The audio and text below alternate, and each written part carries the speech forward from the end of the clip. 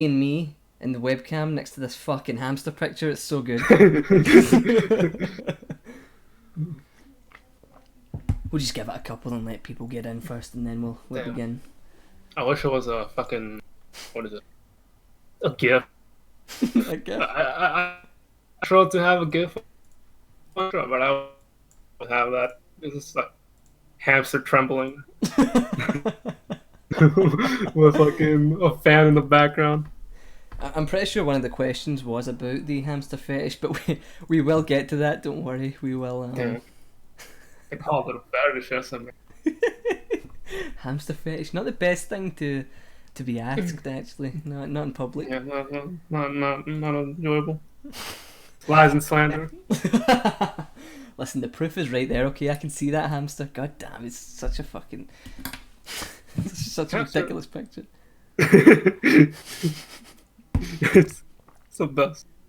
I love this sort of official format, and then just that picture. It's so good. It's fucking. Yeah, we'll just give it a few and let people join in this little party, and then we'll begin. Pour in like rats in New York City subways. Yeah. Or just any subway, really. They do like the whole underground vibe. Yeah. They be vibing. A rat pulling a McDonald's burger twice the size of itself. Like, that's the aesthetic. That's actually terrifying. Is that the kind of strength that the rats have over there? I don't know. Like, all I know is that the cats don't talk anymore. They're like kind of traumatized. Yeah, they used to be like meow meow, and now they're like there. Ladies and gentlemen, DK. Did you see the thing on? It was like a post on Reddit, and it was like New York, everyone. And it was like a black guy like slow dancing with a woman in the background, and she like doesn't dance right, and he like slaps her and throws her away, while the fucking another woman in front of the camera is like doing her makeup in the reflection of a bin. Oh, it's good stuff. It's really good. I haven't seen it, but it sounds relatable. I will try and find that for you at some point. Hi, Ty Star. Okay. I need to shell on fucking Discord. That's why fucking. It's so hard to cover all the bases. See, when you're streaming, it's so fucking hard. Yeah. I need to get like a bot that does it for me. We'll put it in there too. There we go. Why not? Okay, we got 7 viewers. What the fuck is that mouse? Actually, I think you'll find that is DelusionaryKiller. Have some respect. Yeah, like, I understand that, some people don't agree with the aesthetic, but, like, you gotta, like, it's powerful, and I don't know how, like, people would just say it's a mouse when it's, like, a godlike hamster. There is a certain power, a certain radiance coming from that picture. It's actually quite intimidating. I can't look at it. Okay, we're gonna begin, DK. We can finally begin, because I know you're rather sleep deprived at the moment.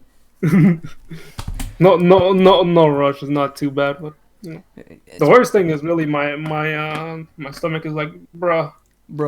That's the only bad thing about it. Oh no, there's nothing worse. Okay, hi everyone. I'm Millz. Welcome to Run of the Millz, episode 5. 5 episodes. I can't believe we went so far with this. It's crazy. I am joined by legendary hamster, legendary Swolio, the one and only legendary DMC player, DK, DelusionaryKiller. What's up? This guy. I'm not doing that again, but And that was DK, everyone. Great podcast.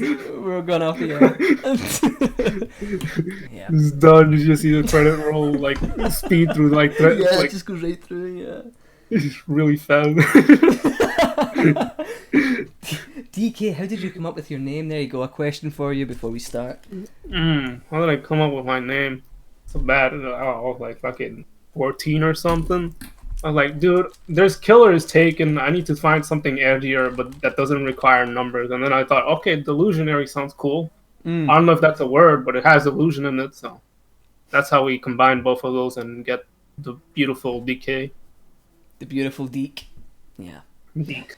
Okay, the audio is good. Okay, so alas, we shall begin, DK. We are going to talk about Devil May Cry. Who would have thought it? A surprise, to be sure.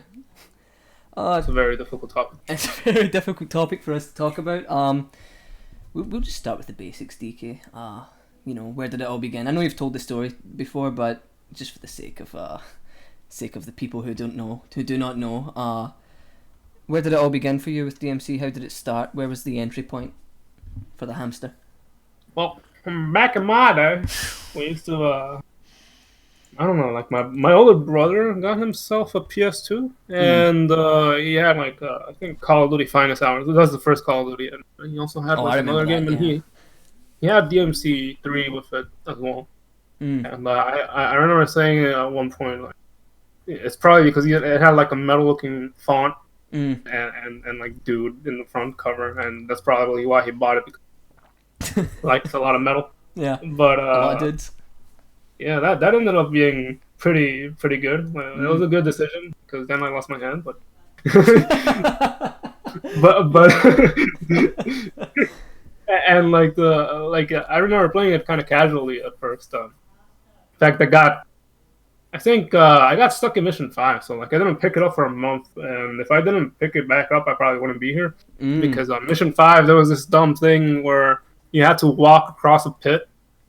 And it said something about, oh, you can walk on water. I didn't even know it was water. I just fall through the pit. And it's like, and so I never thought about coming back there, because it's like in the first part of the mission, I just dropped down there just in case, and it's kind of annoying. But yeah, after that, it was all good. Can't remember what happened after that. I think a year or so later, I looked up YouTube videos and I found this guy doing some insane roll guard with Virgil 3.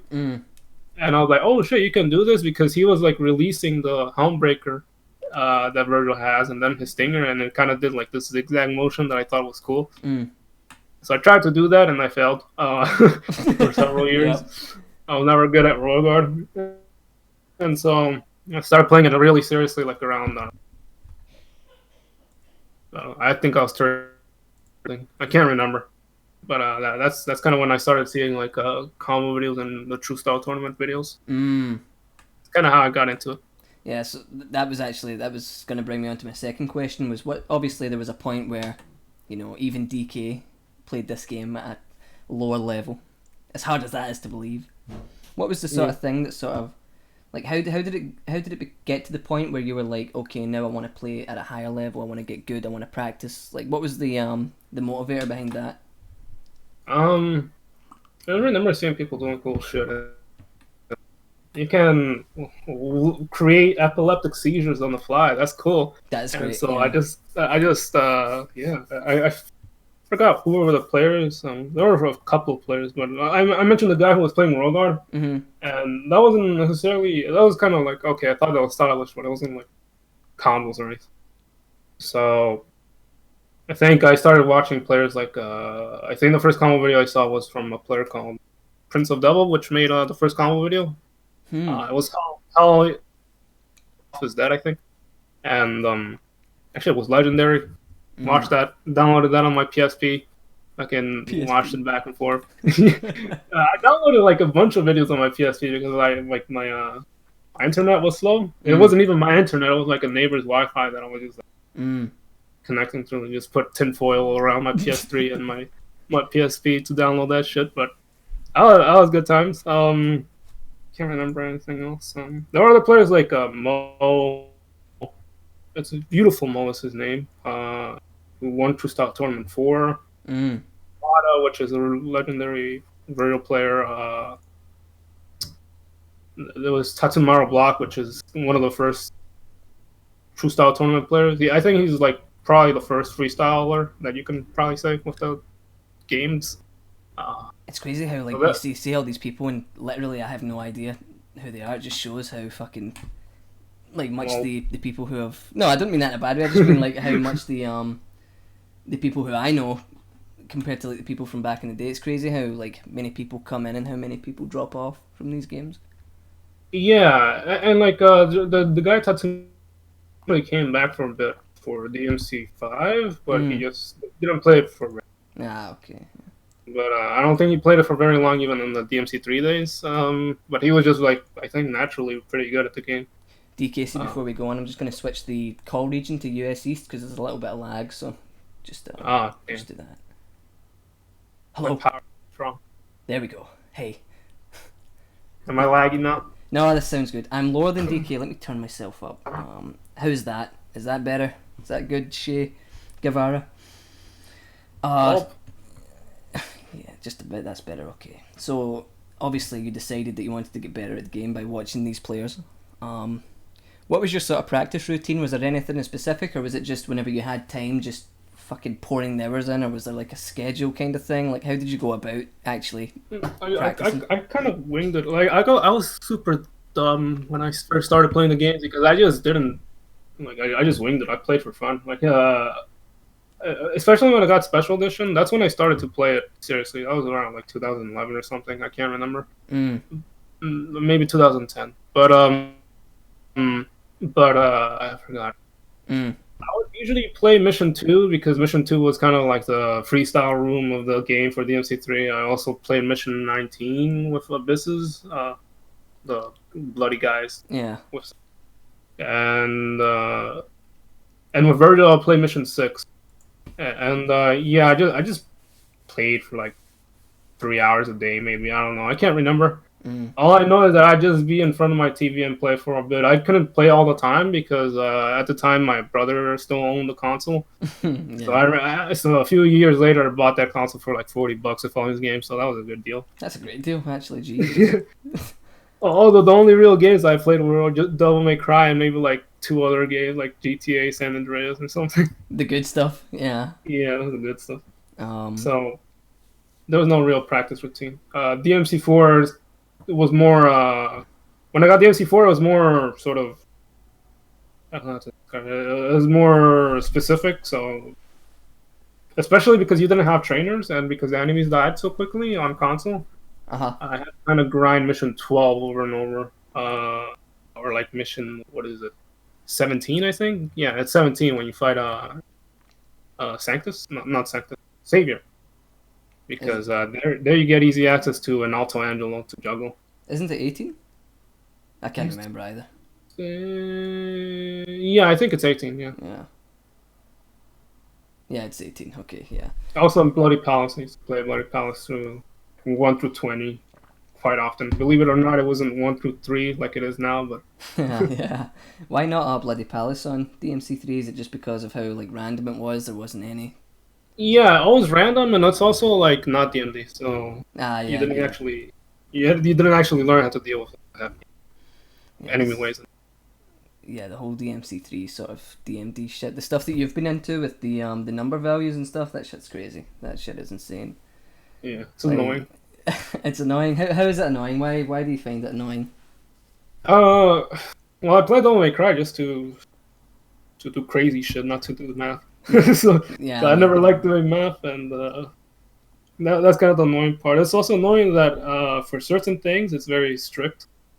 You can sort of simplify the math when you're doing it in your head. Like you think, okay, I can do X amount of hits for this that knock back, and then you get the simple sort of mathematical calculations in your head. But other than that, it's like nah.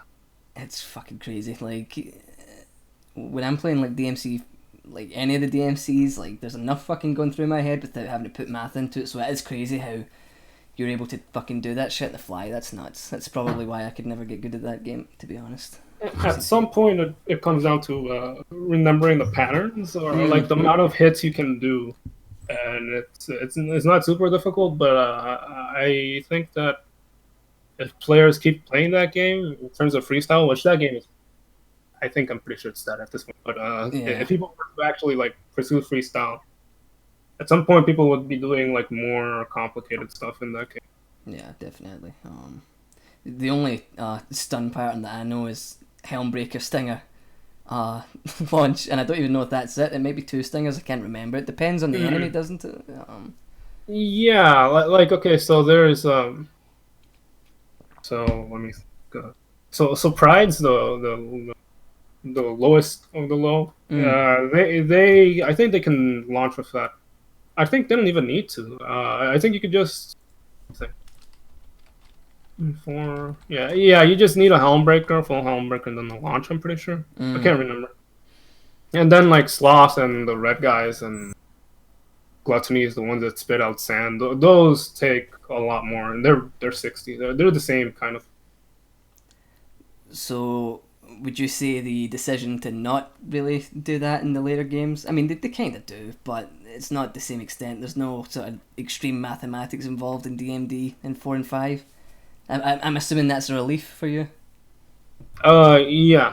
The thing is that in DMC3, you actually benefit from having DT values simply because you think about, okay, you want to do aerial cross or jump cancel Helmbreaker, and in DMC3, if you have a normal enemy, they'll always knock back or knock down. Mm. But if they're on DT, they'll just stun, and that's like a cool option that you have, while also retaining other options if you exceed a certain value or whatever. Mm. And so, but in DMC4, you kind of don't really need it because you got Lucifer pins and you got Alto Angelos that can sort of interact with that. Yeah. And I also, one of the things that I liked about DMC3 is that it was very easy to find the map for how like the knockback stuff worked. Mm-hmm. DMC4, it seems almost random to an extent. It's not kind of like annoying to deal with. Can you just repeat that, because there was like a bit of lag before you said annoying? So like in DMC4, there is you can't really do numbers and shit. Sometimes it feels like it's random. Like if you're trying to juggle a frost, sometimes they just pop out at random times, and kind of no explanation for it. So that's like the downside to it. I wish that they kept the consistency of the MC3 while making it very minimal. Yeah, definitely. Honestly, it's not really a mod that I touch, to be honest, but I can appreciate that for DMC3 at least, how much fucking like effort goes into memorizing these values, and it's almost like another layer of muscle memory having that on top of it. It's crazy. Yeah, it's annoying because like when I get rusty at that game, I get rusty in both the techniques and like the amount of shit that I have to remember in terms of like the patterns, because like and usually like remembering the math is the hardest part. You made a correct me if I'm wrong here, I could be misremembering. You made a video going over the stun values? I made a video concerning how to do stun launches, which is part of it. It's kind of like the more complicated part of it, but I didn't go like a full-blown tutorial on the subject. I probably should have, but it's just, it takes so long. Wasn't there like, I can remember seeing something on Twitter, and it was like, I don't know if it was like a scrap project you were doing for like going over the numbers, but there was a picture involved. You put up like a picture and it had all the, do you know what I'm talking about? Is that? Yeah. I basically uploaded a video that had so there's something called shotgun knockback canceling, and what that is basically, let's say you launch a sloth that is in DT with and you do aerial cross, which is like the attack that knocks back in the air. Yeah. You can do 3 of them, and the 4th one will knock back.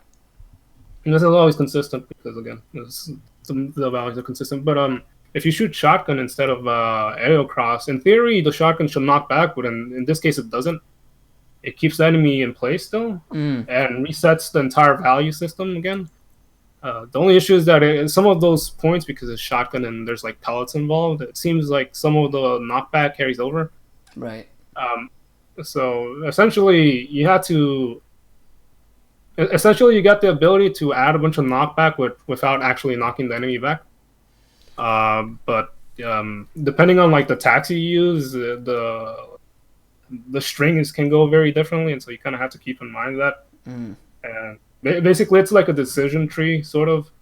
It's like making a normal combo, but with the limitations of like, okay, I can only do X amount of attacks before I need to shoot shotgun.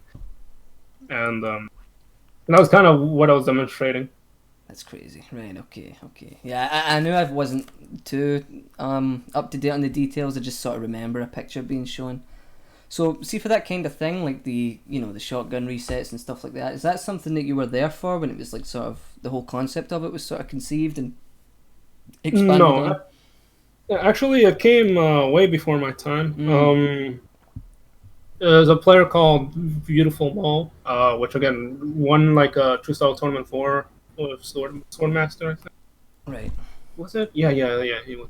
And basically and I'm pretty sure there were other players, especially in other regions of the world, but they didn't really communicate in English, so we didn't know about them. But he basically had a list of all of the stun values with the game and how to sort of use that in combos. Because beforehand, a lot of it was trial and error. Like I'm pretty sure, like Brea, for example, which is a very popular DMC3 and 4 player that kind of came back for a bit. Yeah. She made a combo video. It was a long time ago, but it included like some of the first like DT enemy combos, and I'm pretty sure a lot of that was trial and error. And then finally someone was able to make it so that it wasn't trial and error. There was actually a formula that you can do, and the way he discovered it was basically an enemy would take a certain amount of bullets to sort of stun. Like if they're standing, they'll take a while for them to like step back, and let's say maybe a sloth took maybe 12 bullets to step back. And then certain attacks would equal the amount of bullets needed to stun the enemy. And that's kind of how they found out about how each weapon does a certain amount of stun. It's kind of annoying to explain, but it's kind of simple. You just basically shoot the enemy a bunch of times. Oh, it takes 60 bullets to stun. Then like it takes, I don't know, 5 sword hits to stun. So each sword hit must equal 12. That's crazy. That's so fucking big brain. Yeah, that's good shit. So obviously you said that was sort of before your time. Is there anything sort of any sort of discoveries in 3, anything like that you were sort of there for, that you got to see, like sort of? Oh yeah, a lot, but most of them weren't mine. So, like for example, 475 found a shit ton of cool stuff. One of the things he found was the ability to sort of place shotgun to come out of certain areas. It's kind of hard to explain, but essentially, you can make the shotgun shot come from, I don't know, point A, even though you're not in point A. How the fuck And does the that way, work? basically, the area where you last switched your player model, whether it be activating or deactivating DT, that is a place where your shotgun shot will come out from. What? That's crazy. And so I unfortunately, like there's a language barrier, so I had to sort of do some of my homework as well, and that's kind of how I found out how it worked. And so that's why you see some combos where Dante shoots shotgun and then the enemy comes back towards him, and that's because they're using that shotgun glitch. That's fucking insane. That is crazy. And the funny thing is that like the reason I found out it was a model thing is because Serpentium had this option called do not act. It was called what is it? No double trigger form, and I like to use it a lot because I didn't like the DT model. Right. So I could just go into DT with like Dante's normal model, and I realized that okay, this setup that always works for me isn't working anymore. And eventually, I was like, okay, maybe there's something wrong, something with my settings, maybe like the model thing, because that's the only thing that changes when you're going into DT with the shotgun. And so I activated it again, and it started working. That's crazy. And so that's kind of how I found out. But yeah, that's something like 475 found. I had no idea that was a thing. Like, genuinely had no idea that was a thing. What other sort of, like... Obviously, I feel like that is a pretty sort... Is that like a sort of... Obviously, I'm not the biggest... Not even close to being as educated at DMC3 as I am with... Well, not as I am with the other games. I know more about the other games in terms of this, DMC3, but... Would you say that's a sort of niche tech and compared... Like, what other sort of, like, techs like that would you say there is? Like, obviously, there's not many uses that can really have besides hitting the enemy back to you. But what other sort of techs that are sort of similar to that many people, like myself, may not know about that you enjoy? Is there... Well, there's some of them that I don't even know much about. That's crazy. Because 475 like found a lot of this stuff, but it's mostly like used for combos. So I just don't do as much combos. So there's one like where he uses holy water in combos, and that kind of affects how they knock back. It's really weird. I don't even know how to explain it, but that's like probably the one thing that I don't know how he uses that. It's weird. It kind of like slows down time. It affects their knockback. It's weird. What? That's fucking crazy. Um, I tried to think of anything, but like there hasn't been much discovered with DMC3. It was more so refinement. Like some of the stuff I found is very small and doesn't worth that much recognition. Like I found out a way to like switch sides with high time a long time ago. But Switch that's sides with high time? yeah, so it's almost like with DMC4. I'm not sure if you're aware of this. I think I also found this too. But basically, if the enemy's in the air Mm-hmm. and you're right below him, and if you do high time but let go of lock on, you switch sides. I didn't know that. And it happens with DMC3, but in DMC3 is a lot more strict. Yeah. So there's some of those things. Mostly, what I've found was just like I don't know what you call it. Refine certain things, make them a lot harder. But that's about it. Okay, so man, that's crazy hearing that kind of shit. Stuff that I was not aware of. This is good stuff. So obviously you decided to sort of become a sort of high tier or high level player for DMC3.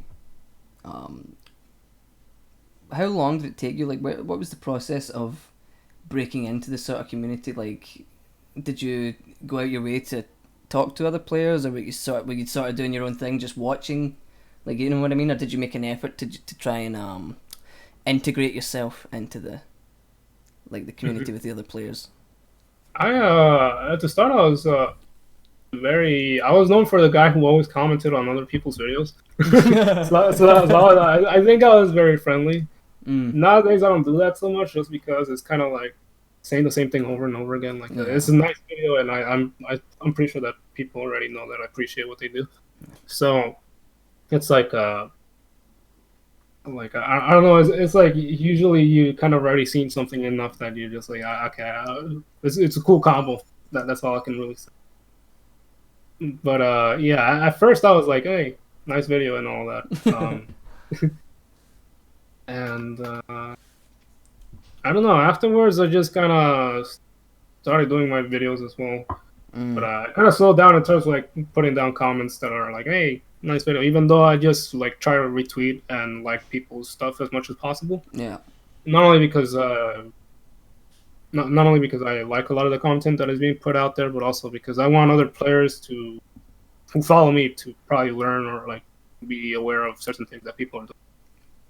I think not only that, but by you doing that, and this did happen for me. See, when you, because I noticed you and players like Turtle Sensei will go out your way to sort of retweet and like stuff, just for the sake of like, you know, opening those players up to exposure. And when you do get players like yourself doing that, at least for me, it sort of gives you a push and a drive to keep playing when you see the other players sort of do that kind of stuff. Basically, what I'm trying to say is it feels good to be noticed, is what I'm saying, and it's definitely a good push for players. So I do appreciate that you guys and the others sort of do that kind of stuff, because it does give new players, like probably Mecha Mike in the chat, he's been playing DMC3, and like he told me the other week that I told you, he was like, oh, DK followed me.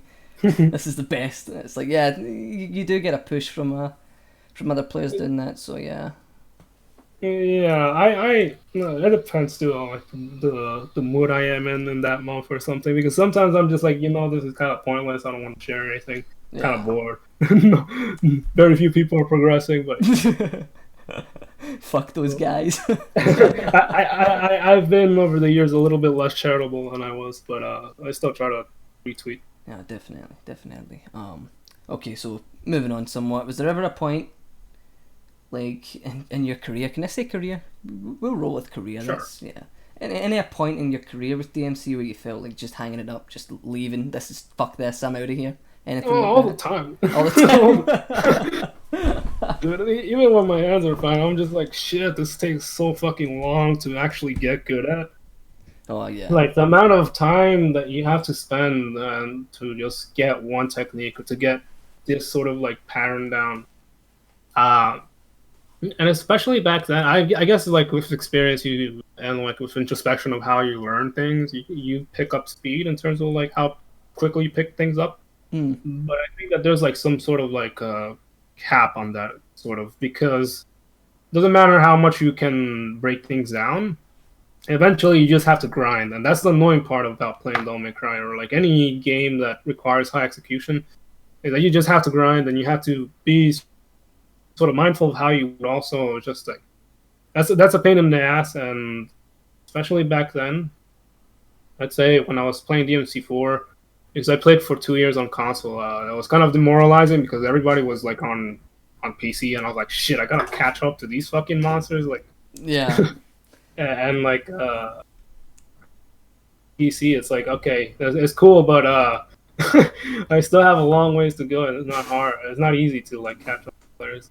Yeah. Thing enjoyable for people to watch because ultimately you're trying to show off, and you're not really showing off if you do things that everyone does. Yeah, exactly. Yeah.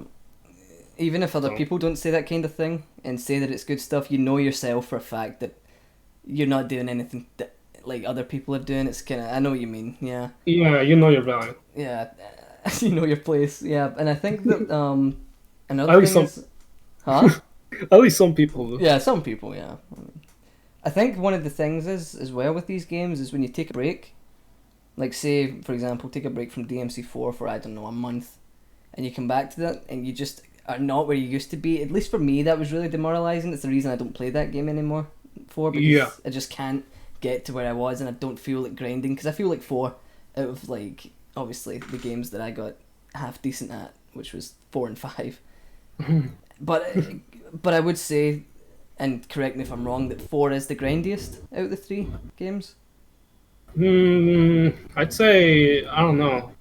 I'd say that 4 is the grindiest in terms of maybe practicing specific techniques, but 3 is the grindiest in terms of overall execution. Okay. Just because I'm not sure. They're kind of the same. It depends on how far you take it.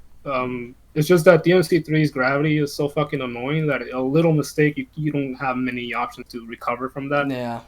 Like DMC4 or 5, where you have like a bunch of other options to like recover a combo or whatnot. Yeah. So a lot of things are more strict with DMC3.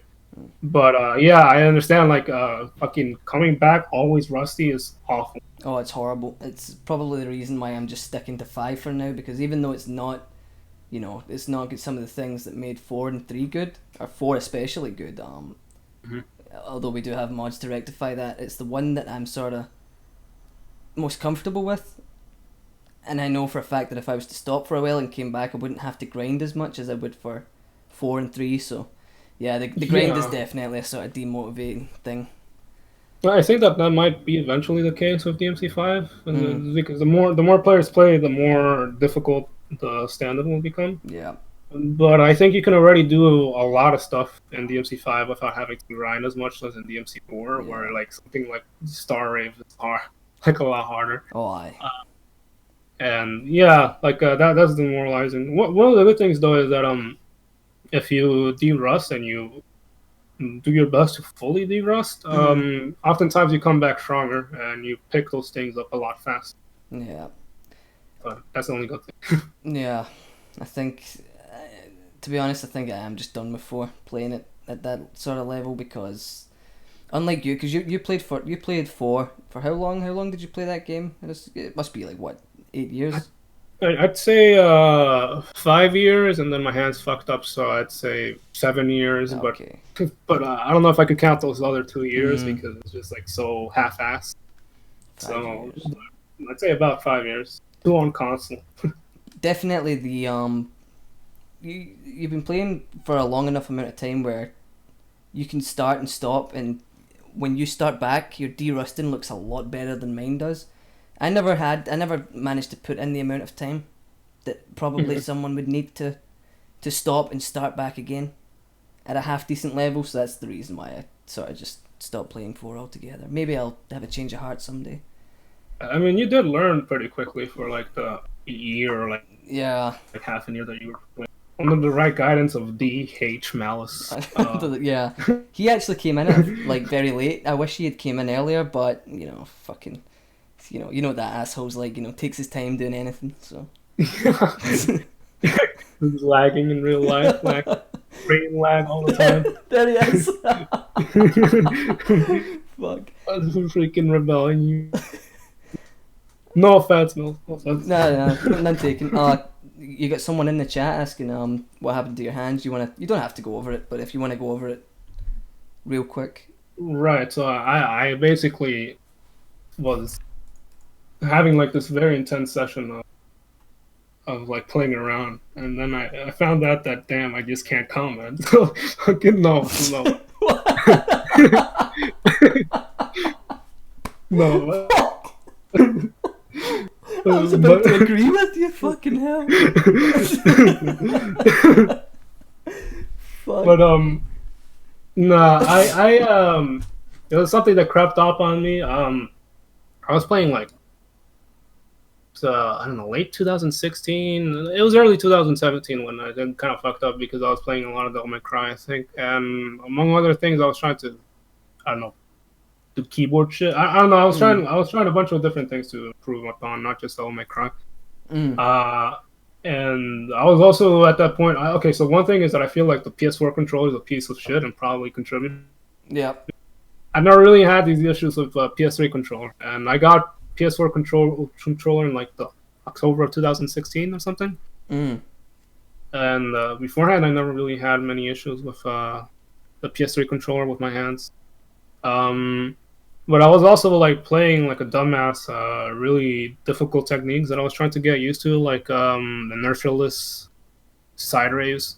Yeah. Like shit was really hard, and I was trying to do more speed shit because I felt like I was starting to get to the point where I wanted to in terms of play style. But it's just that for those like a few extra little techniques that I wanted, I needed to grind a lot more, and it was like, okay, I saw that I could do some shit that a lot of the keyboard players were doing that was considered very technical controller, and I was like, okay, I think I can do this, so I'm just gonna balls deep in this, but didn't work out. Kind of just crept up on me. I don't know how to describe it, but yeah, it's kind of weird because like for like 5 years I'm playing and like no problems, and then oh shit, got wrecked. Do you regret that? Do you wish you fucking had cooled off with that?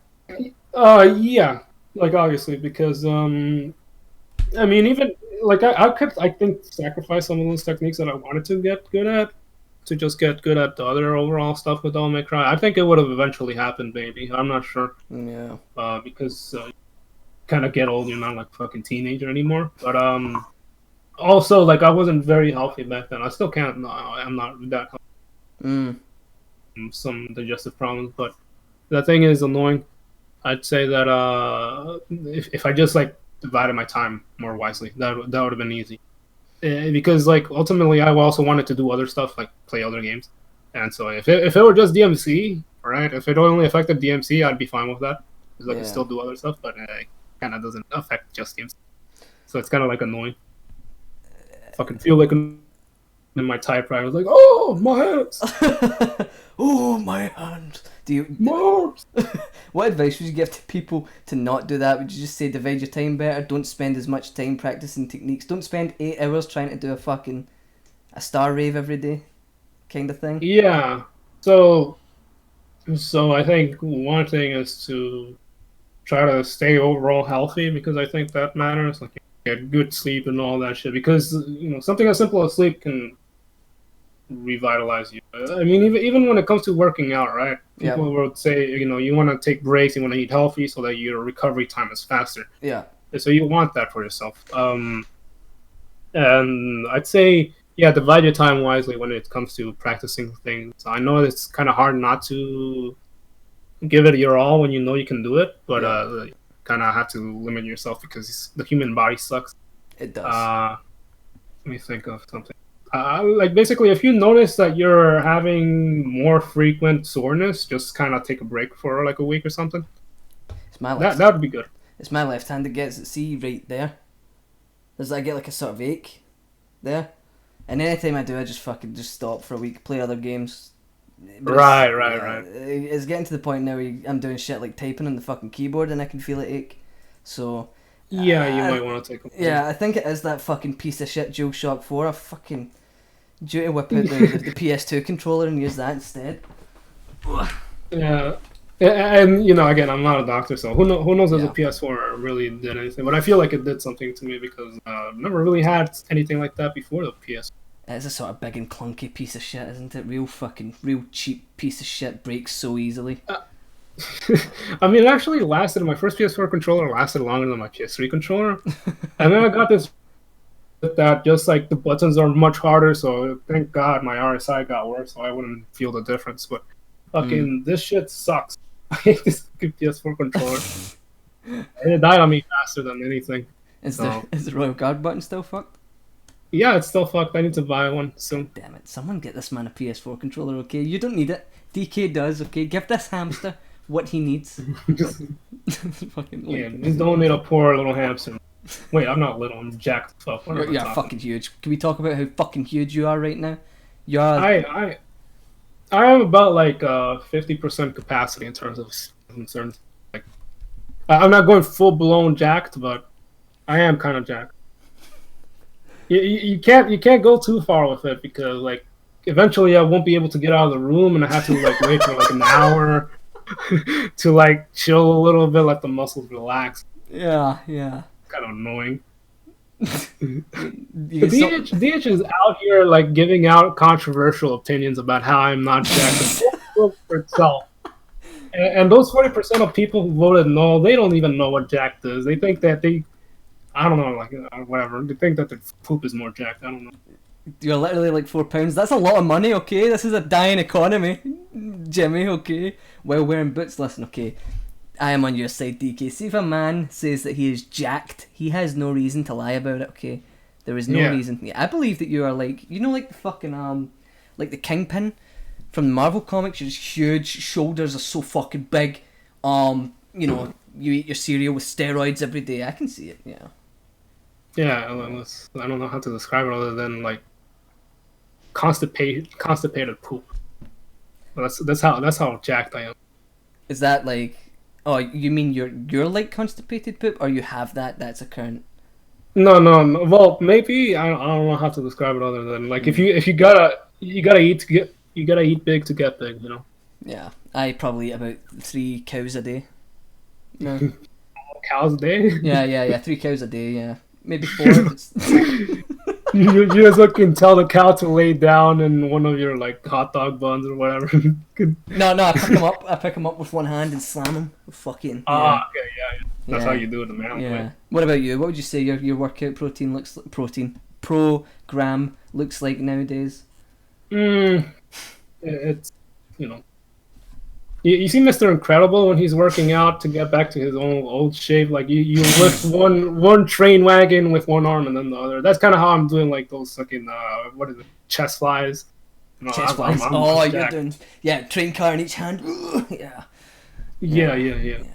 it's pretty strong for a hamster. Like you see any of my profile pictures and you're like, yeah, this guy does chest flies every day. I'm looking at your profile picture right now. I think maybe you dropped the barbell on your head.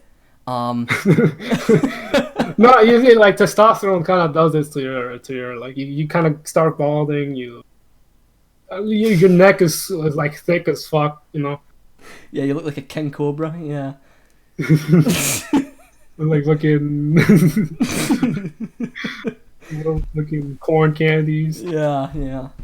Oh yeah, I just love to fucking just inject so much testosterone into my balls. It's ridiculous now. They look like fucking space hoppers. It's great. Fucking swolio, everyone. But yeah, you know, if you want a good inspirational figure to look at this fucking hamster, Swolio. He has haters, you know. You've got the harmonica in the chat there being jealous. You know, it does happen.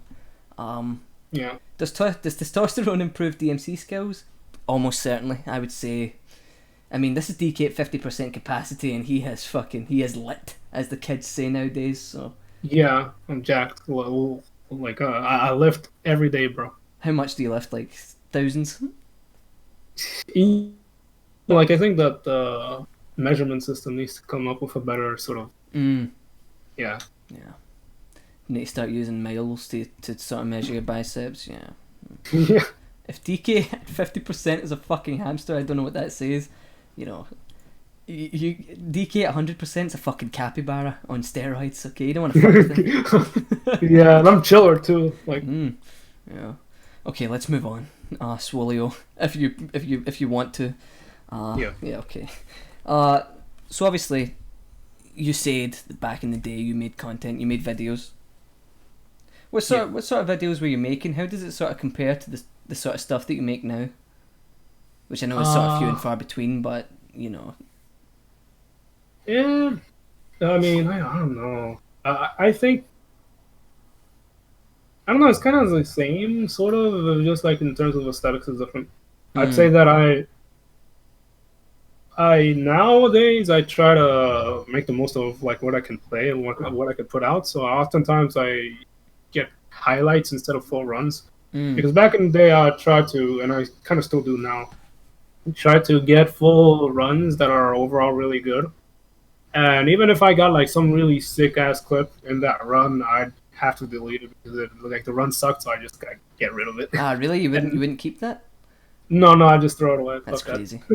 Just because I felt like I would I didn't earn it. If Mm. I didn't get the full run, I did not earn it, and I still kind of feel the same way. But obviously, like I kind of do earn it because I'm old. You are So old, yeah, very old. Ridiculous. fucking like fucking grandpa, long chin hairs in my balls. I don't know how to describe it, but Chin hairs I'm on my old. balls.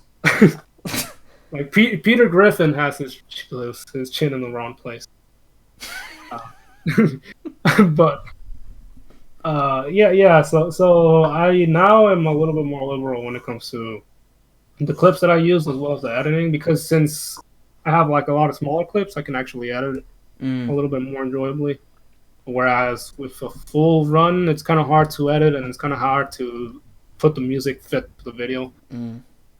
That's kind of about it. I'm editing it a little bit more the games, and I'm trying to make them more cohesive in a way. So basically, if I wanted to put a certain type of music, I'd use certain kinds of mods Ah, okay. and Yeah, play in make it certain fit. areas. Yeah. Yeah, Which, yeah, definitely something that goes a long way for the final sort of product. yeah, definitely. Yeah. You sort of nowadays you sort of prefer. I don't know what it was like back in the day for you. Obviously, I'm relatively new, but it seems to me you much prefer just going on a stream and just playing some shit rather than pre-recording stuff. Has that always Uh, been the case, or was that like?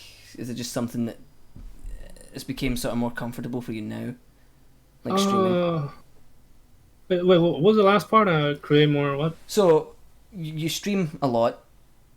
Uh huh. You don't pre-record much stuff. Was that always the case? Or was it like so back in the day, say 5 years ago, Right. whatever you were playing DMC4?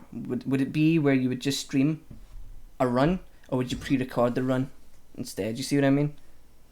So like back in the day, I wouldn't stream that often because my Mm, laptop sucked and my internet sucked, right. and I couldn't do it so often. And I also wasn't really comfortable with my skill level. I still am not that much comfortable, but I've become competent Mm, because back then it would be like only a few set of skills, and I can't really show that for like half an hour or an hour. right. It'll get people bored. So nowadays I can do that. Although streaming is they will have their charms, I guess. Yep. Streaming is cool because you get to interact with chat and you don't have to really care that much about your gameplay. Back then, I used to care a lot about how well I played on stream, and I still kind of do, but not to such an extent. Mhm. Um, and so that is a cool thing, the chat interaction, and just like occasionally getting a really sick ass moment live. And when it comes to like uploading gameplay to YouTube, that is something I do less just because I can't do it as well. But I like it just because of the outcome. I don't really like actually recording the things because when I'm recording, like typically I'm chilling on stream, but if I'm trying to get something, I get really angry. so, Yeah. so it's like doing the same thing over, like just going to the room. You're thinking like, oh shit, this run is sick as fuck, and then like some enemy attacks you from off screen, and I just can't. Yeah. Some fuckwit hits you in the back and just everything is ruined. Yeah. Yeah. Yeah. But see, I'm lazy. What's cut? One frame uppercut. Fuck Yeah. that enemy. I hate. But see, you're a perfectionist that way. You would throw that run away. I would still upload it just out of sheer laziness. Yeah. Yeah, I mean, nowadays I kind of like acknowledge that I'm gonna allow some level of error, and getting hit doesn't bother me as much, especially when there's many instances in which you can still continue a combo while getting hit, Yeah. which is harder in DMC3, and DMC4 is a little bit less, and DMC5 is super easy to not It is. get hit by.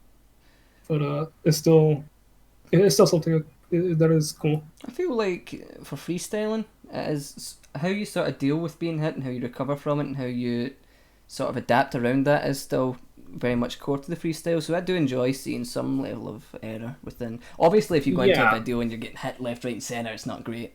But the occasional getting like mouth fucked occasionally, it's pretty good to see how people recover from that. So I enjoy watching that, especially Jimmy because he gets hit all the time. It's ridiculous. Fucking yeah. It's an enjoyable thing. So, like when you get hit, usually people think, oh shit, it's over. But if you are able to make something cool out of it, then it's just like an unexpected twist to the gameplay. Yeah. So that's enjoyable. Although obviously, like it depends on what you're going for too. Like if you're trying to roll guard through everything, it's kind of like yeah, if you get hit, yeah, not great, yeah. Because you're expected to guard everything. There's that expectation. But when it comes to freestyle, like there's something that you can, unless you can somehow big brain it with like roll guard. But yeah. Okay. They do both have their perks. I will agree with you on that. I feel like streaming, it's like a more sort of like more chilled out, definitely more chilled out, sort of like not lenient, but more relaxing sort of thing to do. Recording is just the worst part of your soul will come out when you're recording something for DMC. Definitely, yeah. Fuck. So goes to 80% capacity. Yeah, you just transform into like a like a quokka, not a quokka, like what the hell? Like a rabbit. Oh, rabbit. Fucking Playboy magazine, they ain't got no job no more. Fuck those kids. Oh, for fuck's sakes. Jack Bunny coming in. So you're definitely more of a freestyle player than a combo sort of maker. In terms of what is the reason for that? You just enjoy freestyle more, or is it just like can't be arsed doing the whole combo process? Well, I enjoy freestyle more. But I thought about making combo video a long time ago. In fact, like my entire goal, well, one of my major goals since I started playing the game is to make a combo video. But I felt like I needed to get adept at techniques to be able to do things in the flow and just get most of the techniques down. And that way, when I make a combo video, I don't have to worry too much about my execution and just have to worry about my creativity and like pushing the boundaries. Yeah. But shit happens, so I can't do that. But at the same time, I did make a few combos in the past. And knowing me is just that if I were to make a combo video, it'd take me years because combo takes so damn long, and for me to learn new things is really difficult in terms of execution. Yeah, definitely. Like if you just switch something up just slightly in terms of like my regular play, I'm just stupid. I can't adapt to it very fast. Yeah. Hardest thing about combo videos is creativity. I feel like that sort of adds into what you were saying earlier about, wanting to do things that are new, but for a fact that someone's already done it. It's probably the hardest part of a combo is the sort of uniqueness of it. Like DMC5, I don't know if it's, just you. You will notice that a lot of the combos are starting to look kind of samey, like in the Void at least. To an extent, yeah. I think that it's to an extent. I think it's it's natural because the more players play, the more there's a sort of because it's almost like playing an instrument, right? There are eventually going to be patterns between people's play. The more people progress, the more sort of fundamentals they'll develop. Like, I don't know, if you're playing piano or whatever, you're developing scales and chords that are being frequently used, and that's the same thing with gameplay. Yeah. But it also counts that most of us kind of know each other and follow each other and watch each other, so that also contributes to the kind of sameness. Yeah, definitely. There's still some individuality there, a lot, but there are like half of it or more than half of it is very similar. It's probably why the sort of combo mod that I'm working on, and now I'm like the first one that I did for DMC5 was just totally a rush job. Just get it out the door and get views. I will admit to that, it was complete shit. I think now I've realised that it's better to sort of take your time and work on things and try to get something that looks unique rather than just fucking something that really doesn't surprise anyone.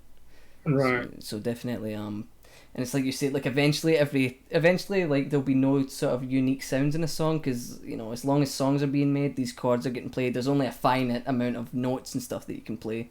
Right. So eventually things are going to sound pretty similar to each other. But yeah, it's for me at least, some of the combos in the Void are starting to look pretty samey. It's at least the vanilla ones. We'll see what happens when the mods become a little bit more available. Yeah, I think it also depends, because I feel like there's a discrepancy, or like a difference in terms of how some players, like I've seen a lot of Japanese players, for example, have a certain playstyle, double trigger or DSD a lot. And you look at other players who are not like I forgot his name. I can't remember names. I'm really bad at this, but but they're like different sort of play styles or combo styles that I think that some of it is samey, but I think there are always players that will just make it look different. Yeah, definitely. Although if you have much about your new combo video, but that shit sounds hype. I don't want to. Yeah. Don't show too much. Don't spoil. Oh yeah, no. Listen, I am. Yeah, I am terrible for that. I just want to show off everything I do. I am terrible, and fucking Martin G is like DM. I wake up to 10 DMs saying, "Why the fuck did you announce that on Twitter, you fucking tube?" I was like, "I'm sorry, I just couldn't keep it to myself. I'm gonna have to end up like I was considering giving Martin okay, Martin, change my password for me and don't give it back until I release the combo map." But that's a terrible idea, so I'm not gonna do that. But yeah, definitely. I don't want to hype it up too much in case it's just good for me and it's actually shit. But it's definitely the most sort of excited and proud, I guess, I've been for something that I've done with these games. So who knows? Yeah, that's pretty good. Maybe it'll just be dog shit and 6,000 Japanese players already did everything. But the sort of main sort of thing for me is that it's not using the Void mod. Or the Void mode, sorry, at all. It's just I've been running through all the missions with the character swapper, just shooting enemies so that they all die, just looking at different environments, seeing what I can do with this or with that. So yeah, I'm definitely excited about it. We'll see what happens. Yeah. That's like I can remember this. What was the combo video? There was a team combo video in which you were of mission 2 with Dante. Mm-hmm. There was a nice combo on one of those hot dog stands. I don't know. The donut combo, yeah. Donut combo. Yeah. Something that I found by a complete accident was that whole fucking which I suppose most techs kind of are, or they sort of begin as that. It's right. Is when you do a Sin Devil Trigger back jump, so you're here and then you back. Yeah, jump, so you end up in the ledge. Yeah, and it has some weird fucking thing where it resets your jump.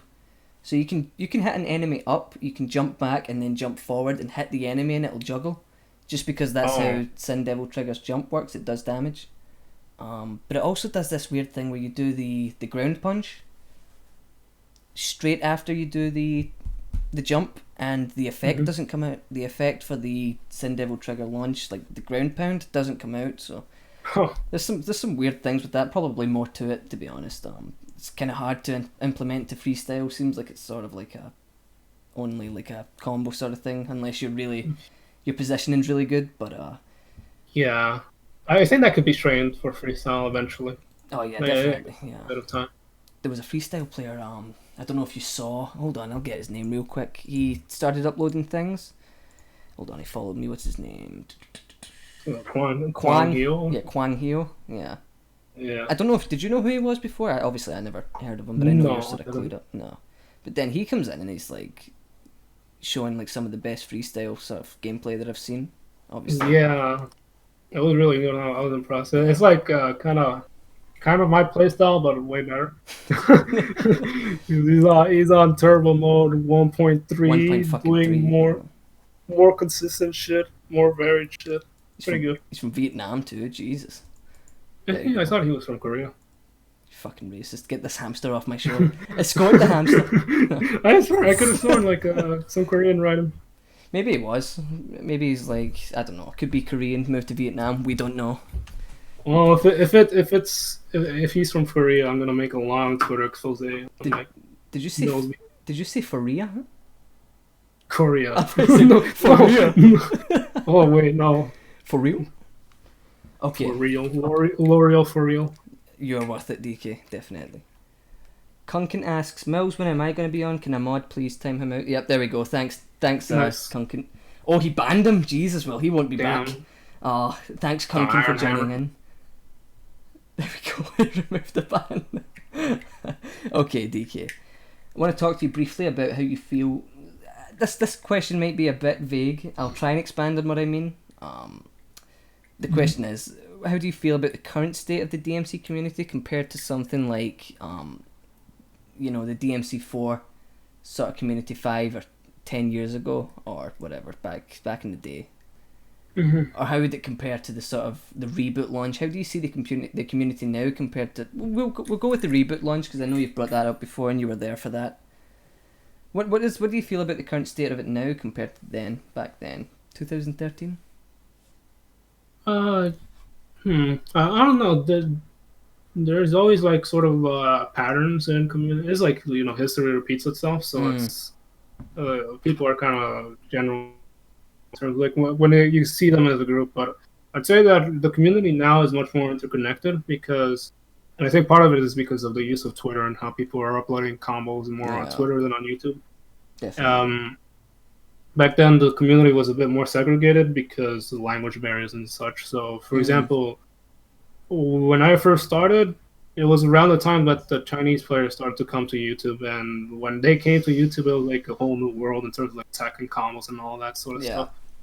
So that the fact that more players from different parts of the world know each other, I think the player base is maybe a little bit less than it used to. I think with DMC5 it kind of came up a little bit, but it doesn't seem that way just because there are more communication between players.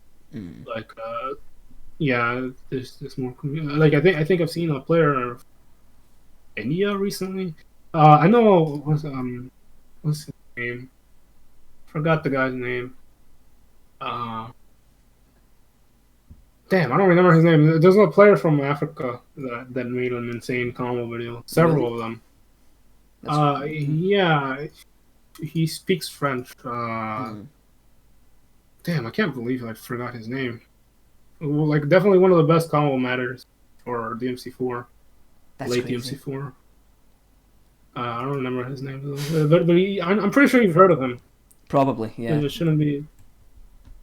Although I don't know any players from Africa per se, but if you said the name Genova, Genova.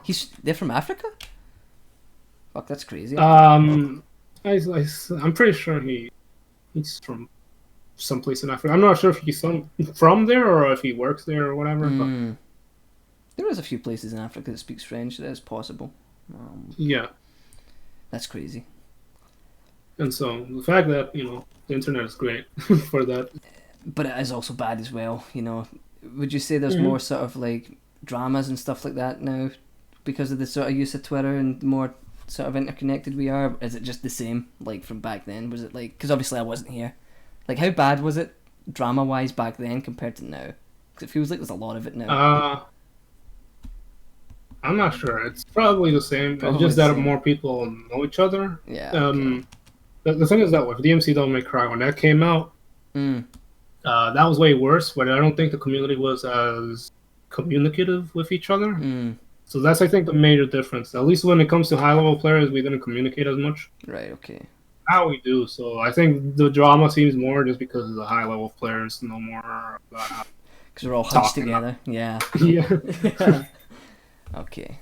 And obviously Twitter is very easy to spread information quickly. Okay, we shall move on from that. We'll talk about DMC5 specifically for a couple moments here. First of all, DMC5, what are your thoughts on the sort of vanilla state right now? How do you feel about that? What's the sort of... Like, how do you feel about it compared... We'll talk about the mods in a minute, but right now, DMC5 vanilla, what are your thoughts on it? Where does it stand for you? I think it's still serviceable. Probably will be serviceable for like a couple of years, but there is some major issues with it. There's a lot of it is actually just, I think, down to how the game feels, Mm. and that can be explained by things like how cancelable certain moves are, or like obviously like screen shake, like just jump canceling, for example, is just there's some startup of it that is uncancelable, Yep. and most people won't be able to notice it. But if you play these games enough, you'll notice that okay, there's some weird sort of feeling on it, and you won't be able to describe it until you realize, oh hey, there's some lag Yeah. when it comes to jump canceling. There's some screen shake when it comes to that. You can't do it as fast as in previous games. It's kind of like like small stuff like that. They add up to create an experience that feels overall more clunkier Yeah. than in the three. So a lot of it is that. There's also the fact that some of the previous mechanics weren't introduced. Mm. So like inertia, reversals, the Yep. fact that certain things take longer to like guard has recovery. Why? I don't know why. Yeah, no, it's fucking weird, yeah. That's like yeah, so there's many things like that where just they all add up to create an experience that is much more cumbersome and not Yeah. enjoyable. And in some cases, affect the gameplay. Like again, inertial reversals, which was removed after the games had it. Yeah. Mm-hmm. UC5 had it, so it's just like, it's not enjoyable. Especially then there are other things like poor decisions with overall mechanics. So Mm-hmm. you think about double breakers and how there's no double breaker switching, or how Yep. it's like a limited resource. Mm-hmm. I remember it being a meme about DMC Devil May Cry that you had to reload for guns. And this is basically that, but worse. Yeah. Because double breakers are like a huge part of your arsenal that now you have a limited supply of.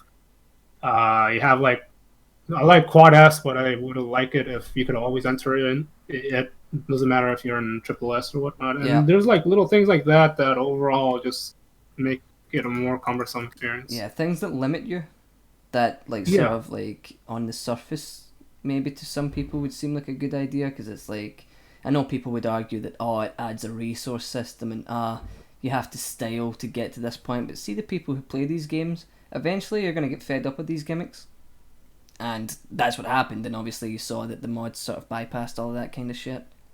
But yeah, yeah, and the best sort of comparison for uh, it, sorry, go on DK, I'll let you finish. no, go on. I was going to say the Uh, sort of best comparison as like the previous games, it feels like you're running on like concrete. With this game, it sort of feels like you're running through mud for the vanilla game. Is that just how cumbersome and slow some things are? So yeah, yeah, it's not great. it's like yeah, I like it. It shows in the mods too. Like we don't have to. Even before there were mods, something as simple as the fact that you can't have infinite breakers and breaker switching. Mhm. You see something in Void, a combo where all the breakers were used, and it's just like, wait, what if you could do that in every encounter with every enemy? Yeah, It's exactly. like Yeah. that adds way more depth, that adds more strategy. Granted, like if you're trying to do things efficiently, that's when things kind of become not as strategic because we're stopping flipping like infinite overtures on a boss, right? Mm. So that's the only that overall there's a net positive in terms of creativity and fluidity that you get Mm. from and depth that you get from breaker switching. And that applies for other things like inertial reversals. It's like on the surface it doesn't seem like it adds much, but overall they do. Yeah, definitely. Do you think this game's sort of longevity could benefit from extra content coming in, or do you think that eventually it would still just be sort of limited by the sort of chains or the shackles that the devs have put on in terms of the things you went over? Do you think the longevity would improve with some extra content, or do you think, it doesn't really matter what they add, because it's still gonna be sort of cumbersome? You know what I mean? Like, I think yeah, I think it would benefit still. I think that like if just added a Virgil DLC, I don't think they'll do Virgil well, but if they did add Virgil and he was sufficiently deep, mm-hmm. it would add longevity objectively. It's just that it also depends on like what they're interested in adding, because if they were to add like system wide changes or like patches and Mm-hmm. changes, maybe they'll give you like a breaker switcher DLC or something like that. That would add longevity to the game. But like Yeah, I think it would add longevity. It wouldn't be like a bunch because most of the longevity created by the game was already with the game. Yeah. DLC is not going to really do much, but it's still going to do so. I think definitely it's part of the reason why I want to see more content for this game is because if you combine that, and I don't want to say, you know, get the modders on it to make it feel better, because at the end of the day these are people, you know, who do have lives, Right. and it feels kind of bad to be like, okay, the modders will fix it, but I do feel like if they added more content to this game and the modders did do things to it to make it sort of better, because you know it's going to come with some stupid shit, it would definitely improve the longevity of the game. Millz is looking Yeah. pretty fuckable right now. Isn't that just standard? Sorry, go on, Uh, DK. the thing is, it's just very standard in this part of town. I don't know. I don't know why. Like that wasn't mentioned about me. Like you see my perfect physique, my sort of like triangular Illuminati figure of an eye. Like, Harry figure, yeah. Yeah. it's like perfect triangle. It's great. Yeah, Um, definitely. Yeah. Yeah. You are not but jacked. Jealous. these people are jealous. These are the same people that would go into like a bodybuilding channel and like that guy's not natty, even though he's like not even that big. Guy uses steroids, XT. Steroids. But we all know, like, I came here, fucking started from the bottom, now we're here, and that's how it is. Hard work. Dedication. Yeah.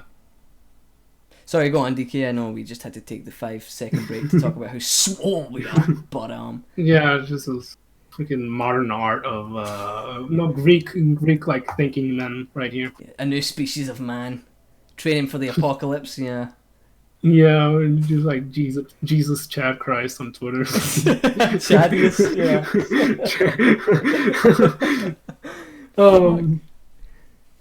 But yeah, like it's the thing too is that like any DLC I feel won't really even compare much to the things that modders have already done, Yeah, definitely. Yeah. which is kind of sad to say, but possible. But I just think that the modders have already did a shit ton that already do more than a $20 DLC pack or something. And we get it for free. Yeah. Yeah. Granted, with the sweat and blood and tears and the slave labor of our modders. Yeah, but listen, it worked for America, so why not us? That was a joke. That was a joke. Joke. Do you feel like the mods, like what the modders achieved with it, is way beyond, because it's way beyond my expectations what they could do with it. Do you feel like it's sort of blew your expectations a little what they achieved with the mods? I did not expect them to get a redirectable inertia, so Yeah, that's fucking crazy. Yeah. they did exceeded my expectations. That was pretty cool. Ideally, obviously, like, there's always going to be some minor issues, but they're getting pretty well. Yeah, definitely. Yeah. And it also like depends on the thing too, because there's certain things that I expected them to get much faster than others. You know, overall they just insane. Okay, so for your current mod pack or mod preset on the cheat engine tables, what are you currently rocking? What are you currently using? I can pull this up if you want. If I can put it on the screen. I think it differs. Too, because sometimes I use more than others. If you send like a screenshot, I can fucking throw that up on the old TV. The pod box. Yeah, baby. That's insane. I think you're the first guest that hasn't asked what the fuck the pod box is, so this is a new day, ladies and gentlemen. We're keeping it updated. Any Smash player will kill for that. Let's see. Yeah, actually, you know what? I'm just gonna go off by memory. So okay. One of the things that I do have by default is I have the guard fix. Even though I can't really switch to roll guard, I'm gonna use that eventually because it's fucking great. Yeah. And let me think. Melee stat fix because that's you know. It's essential. Basically, what Million Stab does is that it makes it act like in DMC4, where there's not a pause between Stinger and Million Stab. Mm-hmm. And there was always a pause. It's just that this pause is way too long, and it makes combos annoying. Yeah, definitely. It's not as responsive. It's not as cancelable. It's very slow. And I might be switching to the new fix for Melee Stab, which allows you to redirect towards the enemy while also having like the transition faster. I didn't know that. No, I didn't know there was a. Oh yeah, because the Million Stab fix as it is right now, like if you stinger past the enemy into Million Stab, you're still doing Million Stab on the other side of the enemy. It's not, you're not facing the enemy, but with this one you can face the enemy. It's just a little slower, but it doesn't matter. Ah, I see what you mean. Okay, yeah. Yeah. There is. Let me think. I like to use no screen shake just because I don't like the jump cancel screen shake. It's one of those things where you notice it, you can't unnotice it. Yeah. I think with Neural maybe it's kind of okay just because some of the things he does. But even then, like I'd rather not have screen shake at all with jump canceling. I don't know why they put that. Maybe it's so people can analyze footage better or learn from things better. But I think they've done way better with that. Let me think. I got reversals on, but for the reversals, I don't really use it as much with Neural just because with Neural, some of his calibers and payline stuff gets kind of messed up. Like it tries to track the enemy halfway into the caliber and whatnot, and this but with Dante it works great. Yeah. And let me think. I don't have inertia enabled at the moment. Redirectable inertia, I want to use it, but at the same time, it's not fully. You can't use it on every area, and I'm not sure if that's going to be like standard in CE if it doesn't get fixed. I think Deep's fixing it right now. He found the problem for it. Oh, that sounds nice. Yeah, so I think that is currently, at least that's what Jimmy said. So if it doesn't, fuck him. But no, I think I saw Deep talking about it because I asked about it, and yeah, I think he fixed, or he's in process fixing it. So. Yeah, the guy's insane. Oh yeah, he's fucking crazy. Yeah. He made like a camera mod for the MC3. Did he? It's pretty good. Jeez. Yeah, he made like a bunch of other functionality with that. Trying to think of anything else. I have Cyan's camera fix. I don't actually know what it does. All I know is that it says camera fix, so I use it. I think it stops it from spazzing out too much, as far as I know. I think there may be other things to it. I just know it sort of stops it from fucking around too much. Right. It's the technical term. I use also lock on while moving, like switch targets while moving. Yeah.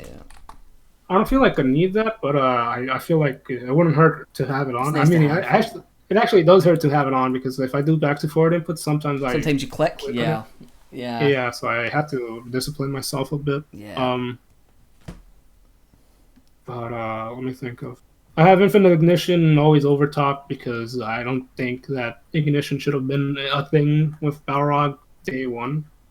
Just kind of like, why should I get an X amount of hits and go through this linear, very boring, tedious process? Yeah, definitely. To get to the property that I want, and only for that property to last a certain amount of time.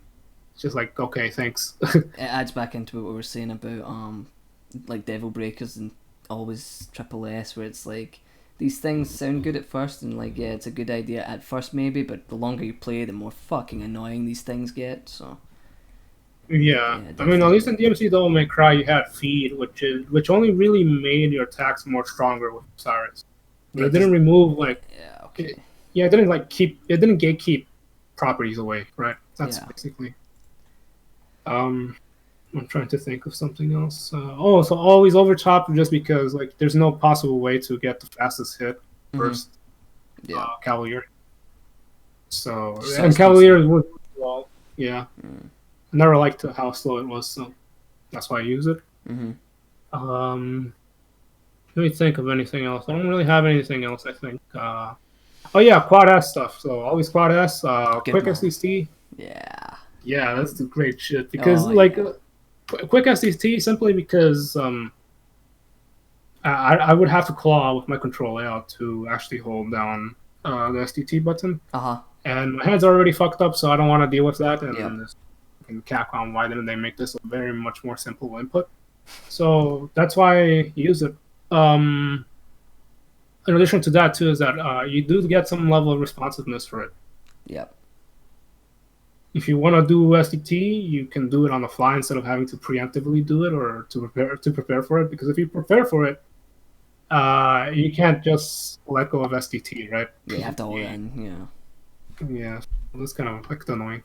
I'm so glad that you mentioned the Sin Devil Trigger stuff because it just adds so much.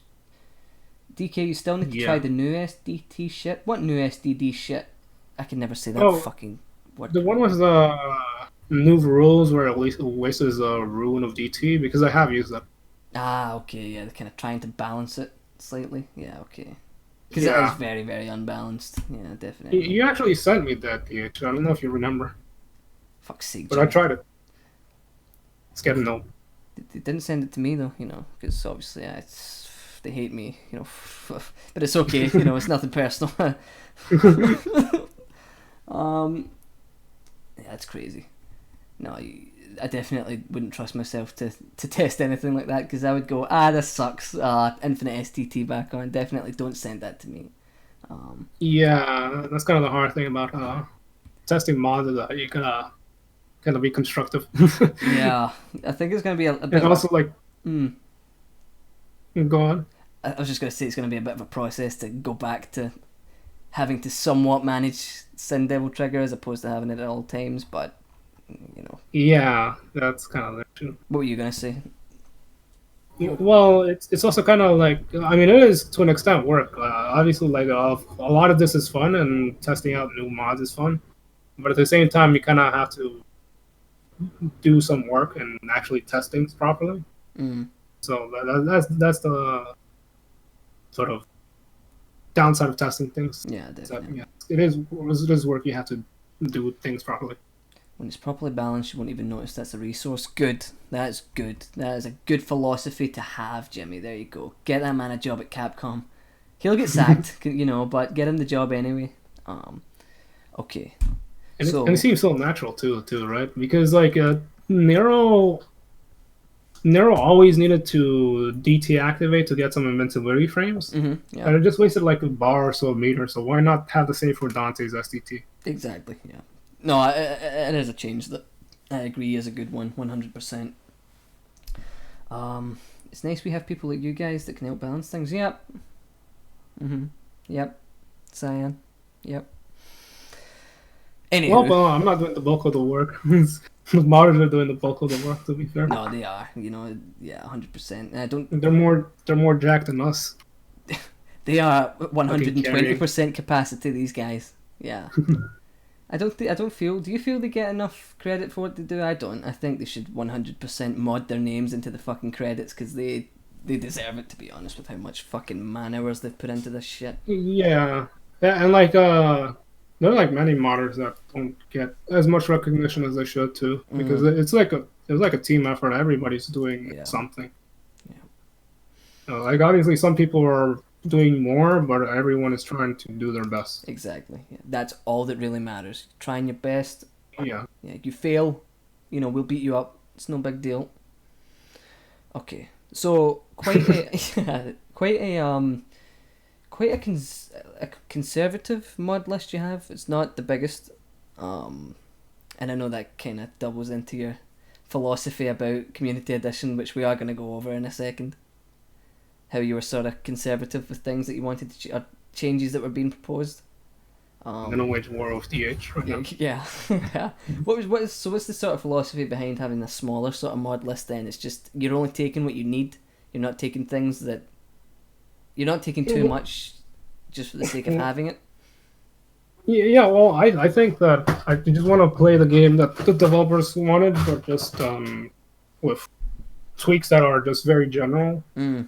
One of the reasons why is that also, like, whenever you get to like the minutia of changes, you're gonna have like a lot of disagreements and a lot of like balancing acts that you have to do, and that's a lot harder to deal with. Instead of having like one overall change, like, oh hey, make things reversible, that's a lot easier and it's very one. It's either on or off. Same thing can be done with like quad S, always quad S. Um, when you start getting to balancing and stuff like that, that becomes a lot harder to sort of agree with. Yeah. Granted, I think that a lot of us have enough experience to that where we can like make some reasonable changes, but I wouldn't want it to go so far to the point where it's just jank. Oh yeah, no, definitely, yeah. But that's kind of my philosophy. I propose that having like one sort of like option to just have C be really crazy, but still kind of like reasonable, obviously, but have it crazy as hell, and then like have an option to have more basic fundamental stuff instead. I think though that does factor into the whole thing of consistency between versions. Yeah, Like I know the whole sort of goal with Community Edition is to be a sort of consistent platform, and not everyone's got their own independent presets. definitely. I think that having extra versions does kind of not go against that philosophy, but doesn't help it achieve the philosophy fully. So it's a pickle. It's definitely a hard thing to sort of to get around. There's always going to be someone who prefers doing something else a little differently, or like you say, someone who's a little more conservative with what with what features they want changed and whatnot. It's kind of hard, but I think it'll all work out in the end, DK. I think it'll work out. Yeah, And if and not, a lot of it was bound to happen too, because like everyone was using some at least one option that was very out there. yeah. So, like guard everything, or I don't know. There's just like a bunch of like really cool, but at the same time far out there and Yeah. sort of individual things that people had. And I think the guard everything was really fun, but far too broken to ever consider using. I do like the idea of having some things cancelable at certain times. I know you sort of disagree with some things. We are going to go over that now. We are going to fire up the pod box. Oh. Yeah. Here we go. What I'm going to do now is I'm going to show the sort of change list for the current change list for Community Edition. We're going to go through some of the things. I just want to ask you how you feel about it. We're basically going to do a yay or nay kind of thing, but you're going to explain why you don't like that change or why you think that change is good. Does that sound fun? Does that sound like a good time? It sounds like DH is gonna get mad. Yeah, well, he's always mad because he's a fucking loser, but yeah. Let's go, hold on. You have to help me out here and see if it's like in frame or whatnot. Yeah, that looks good. Okay. Oh shit, I forgot to do sound effects. Okay, it doesn't matter, fuck it. Oh shit. Yeah, shit. Okay, hold on. Pod box malfunction for a bit. Yeah. Can you want to do the sound effect? Do you want the honor? Do you want the... Well, I don't know if I can synchronize it with it because I'm at a delay. Listen, okay, I have got light speed sort of reflexes. You make that noise and the pod box goes on. Go, do it. Tree! Oh my god. That's always so bad. It's perfect. I'm gonna sample that shit. Okay. Put in a beat next time. Yeah. Pew! Pew! Okay. You just put a hamster as the album cover. Fuck, that would be so good. Okay. I like how Garuda posted that note, like 4DK, green in the works, yellow's in the work. Yeah, so disclaimer, green is the works. Do you want to just go over the green stuff, or we'll cover the yellow stuff, we'll leave the coloured, or rather the no, actually no, we'll just cover it all. I think let's cover it all. Yeah, fuck it. Let's not complicate things, okay? I'm far too simple for that. Okay. Enemy step, jump cancel limitation removed, making it cancelable in frame 1. You know, there can't really be an argument against that, you know. Good. Redirectable inertia, good. Yeah. Buffered reversals, obviously the thing you were talking about with Caliber was a bit fucked up, but I'm sure there'll be a way to fix that. Yeah, they fixed that and make it so that you can jump cancel, reverse jump cancels. Like reverse out of jump cancels, that'd be nice. I don't know if that would conflict with the enemy stat fix. If it does, then that's going to be a really interesting debate. But yeah, definitely. But that is a bridge for another time, or a problem. Yeah, you know what I meant. DLC weapons are now available in Bloody Palace. Obviously, obviously, the worst decision ever to segregate them. Oh, we're fucking making this for leaderboard scores, even though there's no fucking leaderboard scores in the game. There is absolutely zero trace of any form of leaderboard in there. But that was even the PR excuse. Yeah, and even if you had that in, right, you could easily add a penalty for using them. Yeah. It wouldn't be much of a deal. I don't think anyone would give a shit. Yeah. Just want to use the things that I paid actual, hard-earned cash hooker for. money for, yeah. Um, okay, so turbo Like Bloody mode. Palace, which wasn't, Mm, but wasn't released a month later. yeah, it was already in the files. I got a copyright strike for showing that too early. You know, I'm not Stupid. mad. I would. I mean, I know you're mad, but Oh, I was mad. Yeah, I was I'd be, devastated. I'd be fuming. I was retired for a day in protest. Um, okay, so yes, that's an obvious change. Turbo mode 20%. There's no real argument there either. Yeah, as long as it's optional, obviously, because Yeah, definitely. Yeah. Science camera fix stabilizes the camera, eliminates some of the weird behavior. You know, it's only really going to be a good thing. Okay, so this might be the first one that you sort of talk about, give your opinion about the stinger jump. Stinger jump, just because it's been in the past for because in Stinger jump in the past you could cancel it really early on. Mm-hmm. In DMC 3 and 4. I'm not sure if DMC 1 had that, but it wouldn't really matter too much in that game because Yeah. it's more for traversal stuff. Yeah. So yeah, I think it's like a no-brainer. It's like reintroducing reversals, but from card fix. Yeah, So definitely. Don't really know why they made that cancelable like halfway through the fucking animation, but yeah, you know, DMC5 just doing what it does best. Like other selective cancels, it's changed. Okay, it doesn't work in co-op. Yeah. yeah, that's gonna be a real difficult or annoying thing to deal with if Oh yeah. it doesn't get fixed. The fact that Deep has found a way around the redirectable inertia thing does give me hope. Yeah, Yeah. But we'll see. Removed slowdown on parries. yeah, I want that just because oftentimes in battle you'll find yourself parrying things by accident. Yep. And I do like some slowdown. It's just that at some point it just gets too much. Like if you break people's shield or if you do parry things, like I don't need to see that all the time. And sometimes again, if you do it on accident, it mixes up your timing that you were already preemptively working for. So it's just annoying. Like no, don't have that in the game if it involves sort of like things that can happen randomly. Yeah, definitely. Feels like it's like a sort of thing that's sort of designed to look cool, but just does not function as well as it would if it was gone. So yeah, I agree. I agree with that change. In-game tutorials added with explanations of tech and changes to move. Fantastic. Great stuff. That is just fantastic. You know, I don't see why that could ever be a bad thing. Because the tutorials in the game are fucking useless beyond like press A to fucking select the main menu button. You know, it's just majority is just useless shit. Yeah, it's not yeah, it'll take work though. Oh, 100%. Yeah, I don't know how the fuck they're gonna do that, but I know it's possible. But it's I wouldn't want to be the guy that's going through that process anyway. It sounds tedious. Yeah.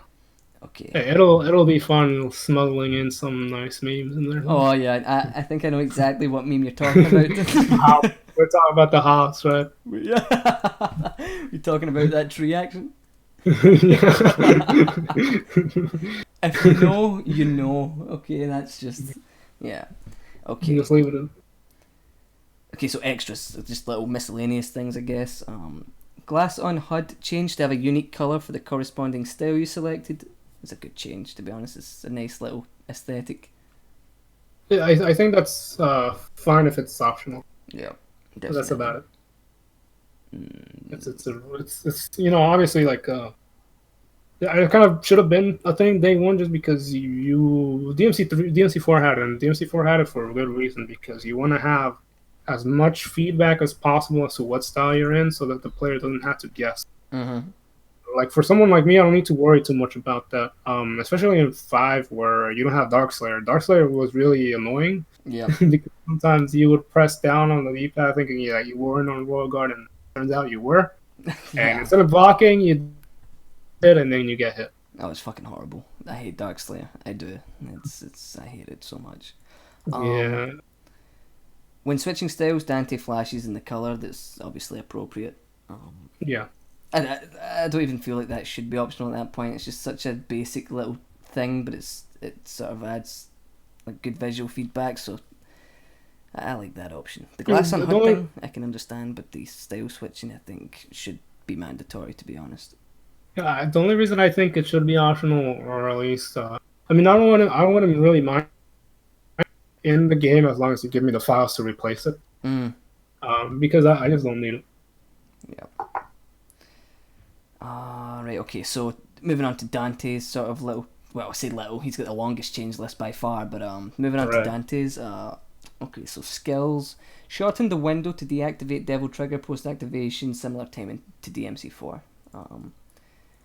That's fine. Yeah. I don't really care that much for this. Although, obviously when I first started playing the game, I noticed that, okay, Double Trigger in this game seems to have a whole while to cool down, right? Kind of annoying.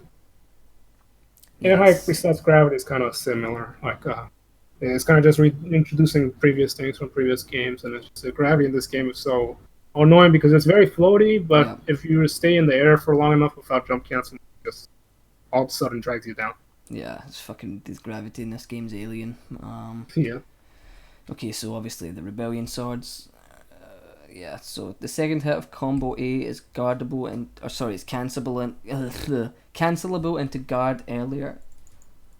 That's fine. I just don't care much about it. Yeah, I mean it's not like a world-breaking change, is it? It's just like, how often do you use the second hit of combo A? Really? Yeah. Okay, million stab startup speed, retaining the turnaround properties from the vanilla game. Yeah. Which was great stuff from the vanilla game. Reduced from 28 frames to 18 frames. It's definitely a good change, to be honest. There's no really... It's like you said earlier, there's no ways around it. There's no real negatives that would bring. It's more like a DMC4 Virgil's million stab, CO2 million stab, because it can turn around and it also comes out really fast, so it's a good change. Yeah, okay, so...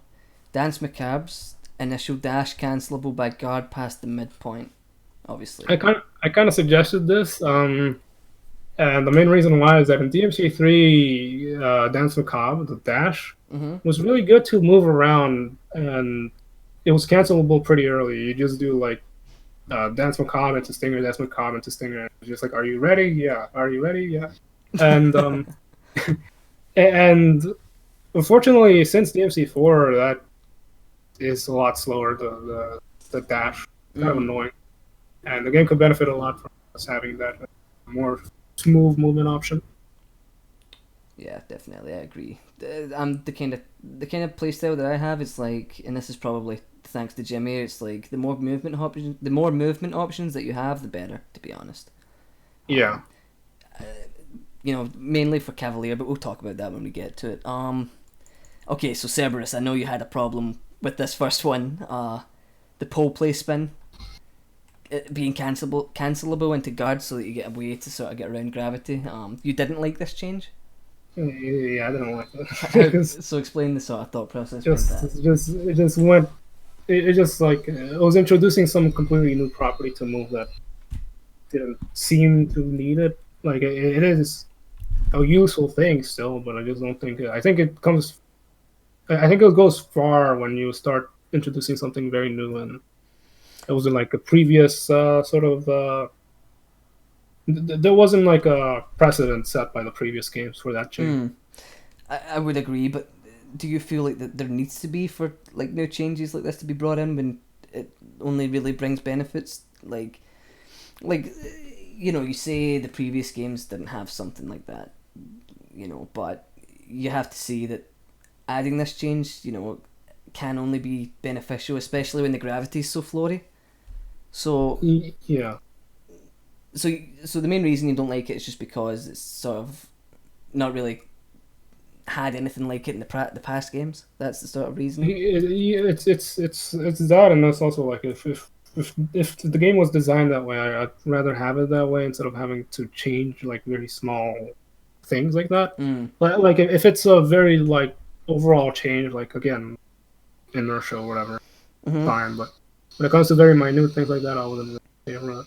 I'm more in favor of it now if like again like if there's like two versions of And it's not even really two versions. It's just like a modifier on CE that says, okay, you can remove all the extra stuff, but still have like the basics. Mm. Because I'd like to play a very crazy modded version of this game, but I wouldn't want it to just be a thing all the time. See, I do feel like I do get what you mean. You don't want the game to stray too far from the vision of the developers, which is understandable. But I feel like while the developers obviously, they had a vision for this game and they did a great job in bringing it together, I don't feel like I agree with every part of their vision. So if the modders go out of their way to make a change like this that obviously wasn't intended but only brings benefits, then I am kind of for it, just because I know that Pole Play Spin being cancelable, for example, is something that's going to add, a new sort of way to deal with the gravity options, even though it wasn't the intention. Yeah. I feel like if it has a benefit and it doesn't bring too many negatives, then I'm for it. But I do understand that obviously you don't want it to stray too far from what it was. Okay, moving on. Thunderclap. Thunderclap being cancelable into guard, I think, is a great change, but I'll let you say what you want to say about that. Yeah, it's kind of the same thing as the other one, but this one is more understandable because, like, it would make sense if you could cancel every orb, right? It's just kind of understandable. Mm-hmm. It adds more variety. Yeah. It's just like a very simple change, but it's not. It doesn't go as far. It seems more. I don't know what you could say, intuitive. But yeah, like again, like I wasn't really in favor of changing minute things that weren't really put in the precedent. I suppose you could always cancel it with Sin Devil Trigger, but I think having it this way, because I do like this being cancelable, because obviously, the kind of unique properties that Thunderclap has. It's like you can have 4 orbs out at any time. Right. So you could obviously you could deploy one, cancel it, do some stuff, deploy another. There's probably some cool stuff you can do with that that's not possible in the base game. So again, that's probably the only reason I sort of enjoy that change, but again, understandable perspective from you. I mean, a lot of these changes I would enjoy still, but it's just that. Yeah, you're gonna have to, DK. Okay, no, you don't have a choice. Okay, we've got all the guns. Okay, guns to your head, homie. I don't care how big you are. Okay, I don't care you're the size of a house. Okay, ain't nothing that the 6-shooter can't get through. I'm going to the Godflyers headquarters tomorrow. Oof. Okay, where are we? So, the first attack from Percussion tune-up is now cancelable with guard. What move is Percussion again? I can't remember what move. Lightning. Okay, yeah.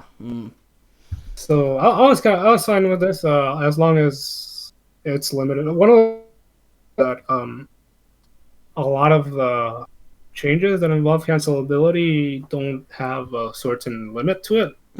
So I think that certain parts of an animation should be cancelable, but other parts shouldn't. So yeah, definitely. Yeah. From what I understand right now, Percussion is fully cancelable. So it's not just like the sweep that you cancel. Yeah, the little attack you do. Yeah. Yeah. That's interesting. The first attack. I never even considered that being like a cancelable thing. The little sweep. That is interesting. Obviously, having the full animation be cancelable, I wouldn't really agree with. I feel like that move's more of a finisher than anything, but yeah, I do like that little change. Air Revolver always tracks towards lock-on enemy. I thought it did. I thought that. Basically, if you are facing away from the enemy and you input Air Revolver, it goes to the direction that you were facing instead of the enemy. Right. Okay. Okay. Yeah. So this would make it so that it just tracks. So you would just spin around really quickly and do the move, kind of thing? Okay. Yeah. So that's fine. I see what you mean, because it does. You do the attack and you fucking do like a spiral down. You face the enemy. I see what you mean. Yeah. Okay. Yeah. Fuck that shit. Okay. This is the section where you're gonna have to tread lightly, DK. Well, a lot of these changes are very similar. So basically, the thought process is you make it so that the backflips are one part of the move, and then the attack coming after the flips are another part of them. and it's not just flips; it's like side flips. But Yeah. I agree with that. It's just that I would want it to be limited to certain sections of the moves, and I think it is to an extent actually. Yeah. So that's something that seemed kind of obvious. Like you just, it's a section of the move, and instead of having it both of those sections not cancelable, you make it cancelable. So yeah. Obviously you can't do fucking like a wheelie jump and cancel it halfway through the uppercut animation for the bike, but having the backflip cancelable it does seem an obvious thing that kind of baffles me that it wasn't available in the main game, but yeah, and so this is like one of those sort of changes where it's of overarching for the entire weapon, right? There's a theme to the change. Who is this goddamn terrorist Leonardo Bruno coming in here with his fucking... Oh, fucking... I know who it is. I don't know if he wants to get doxxed still. fucking Bruno coming in here. Slips... this is a problem. Thanks for the cameo there, Bruno Mars. Bruno Mars. Okay. So, slipstream backflip now cancelable into guard. What moves slipstream again? Is that back forward? I don't even know. I can't remember, yeah. I can't remember the names. I think slipstream is the back forward, yeah, I think.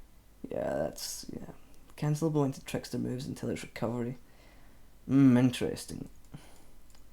Full throttle is now cancelable into trickster moves. Is unfortunate because I did like to pair that with the... So at the point where full throttle does like a wheelie and launches the enemy, I did enjoy cancelling that into Million Stab with the new fix. It was possible to sort of cancel that and catch the enemy mid-air. I did enjoy doing that, but it's understandable if it's only trickster moves. I don't even know if you'll have enough time to still do that with the new trickster move mechanic, but... You can with this, see. Oh, fuck. See, I can feel myself becoming a sort of DSD man now. It's horrible. I can feel myself slipping, DK. I think it's going to happen to all of us eventually. Us Rebellion gang are just, hanging on to the past foolishly. Wheelie jump backflip is my favourite out of the lot. It looks like the most natural when you guard it, I guess. I do enjoy wheelie jump backflip. Yeah. Idling front flip. So idling is the back launcher with cavalry. Yeah, back milling. Yeah. You like juggling? I think. Yeah. Yeah, it's a nice backflip. Guard, jumping trickster. Yep. Cavalier's combo B's first attack is now cancelable into trick moves on whiff. That's interesting. Yeah, those ones I didn't really agree with just because it's just like... Well, Cavalier combo B, isn't that... Yeah, I think that's like style on the ground. Pretty sure. Yeah, so I didn't really agree with that. Is that the one where you mount the motorbike and you fucking do like a yeah, it is, okay, yeah. First attack is cancelable, okay, yeah, I see. The donuts are now cancelable into jumper trickster moves except for the last hit. It's one of those things I'm kind of indifferent about, to be honest. I'm not too fussed about it, but it doesn't feel like it's that needed. Yeah, same. Did you say something that kind of lagged a little bit? No. Okay. Or Leonardo Bruno. Any final thoughts on Cav? Anything you feel should be done, or anything that you obviously you went over the things you I felt like always over the top should have been mandatory. I would agree, but I understand that obviously if they want to keep it vanilla, but see, to be honest, the gear mechanic is just another thing where it's like, okay, properties are being hidden behind a sort of hidden unexplained resource. Correct. And it's like, I'd much rather just have it fucking full fucking speed from the beginning, because that's what I'm all about, homie. Okay. Yeah, it's very similar to like feed or like ignition, but it's not too bad as ignition. Yeah, it's not. Yeah, definitely. Balrog. Okay, here we go. Break Spiral. What's Break Spiral? Is that the fucking the breakdance? I think. Yeah. Okay. Yeah. It's now cancelable into guard, jump, and trickster moves, and also cancelable into flint wheel on each hit except the last hit. I am somewhat alright with this. The thing Yeah. is that I never really like it's already cancelable with guard. Mm. I don't know if jump. I forget which one, but I think it may be jump because uh, it's a launcher. yeah. But the other thing too is that it is kind of drags on. So I wouldn't mind if it's just limited to everything before the last hit. Yeah. Yeah. Yeah, I kind of Uh, like that change. Kind of makes it more viable to use.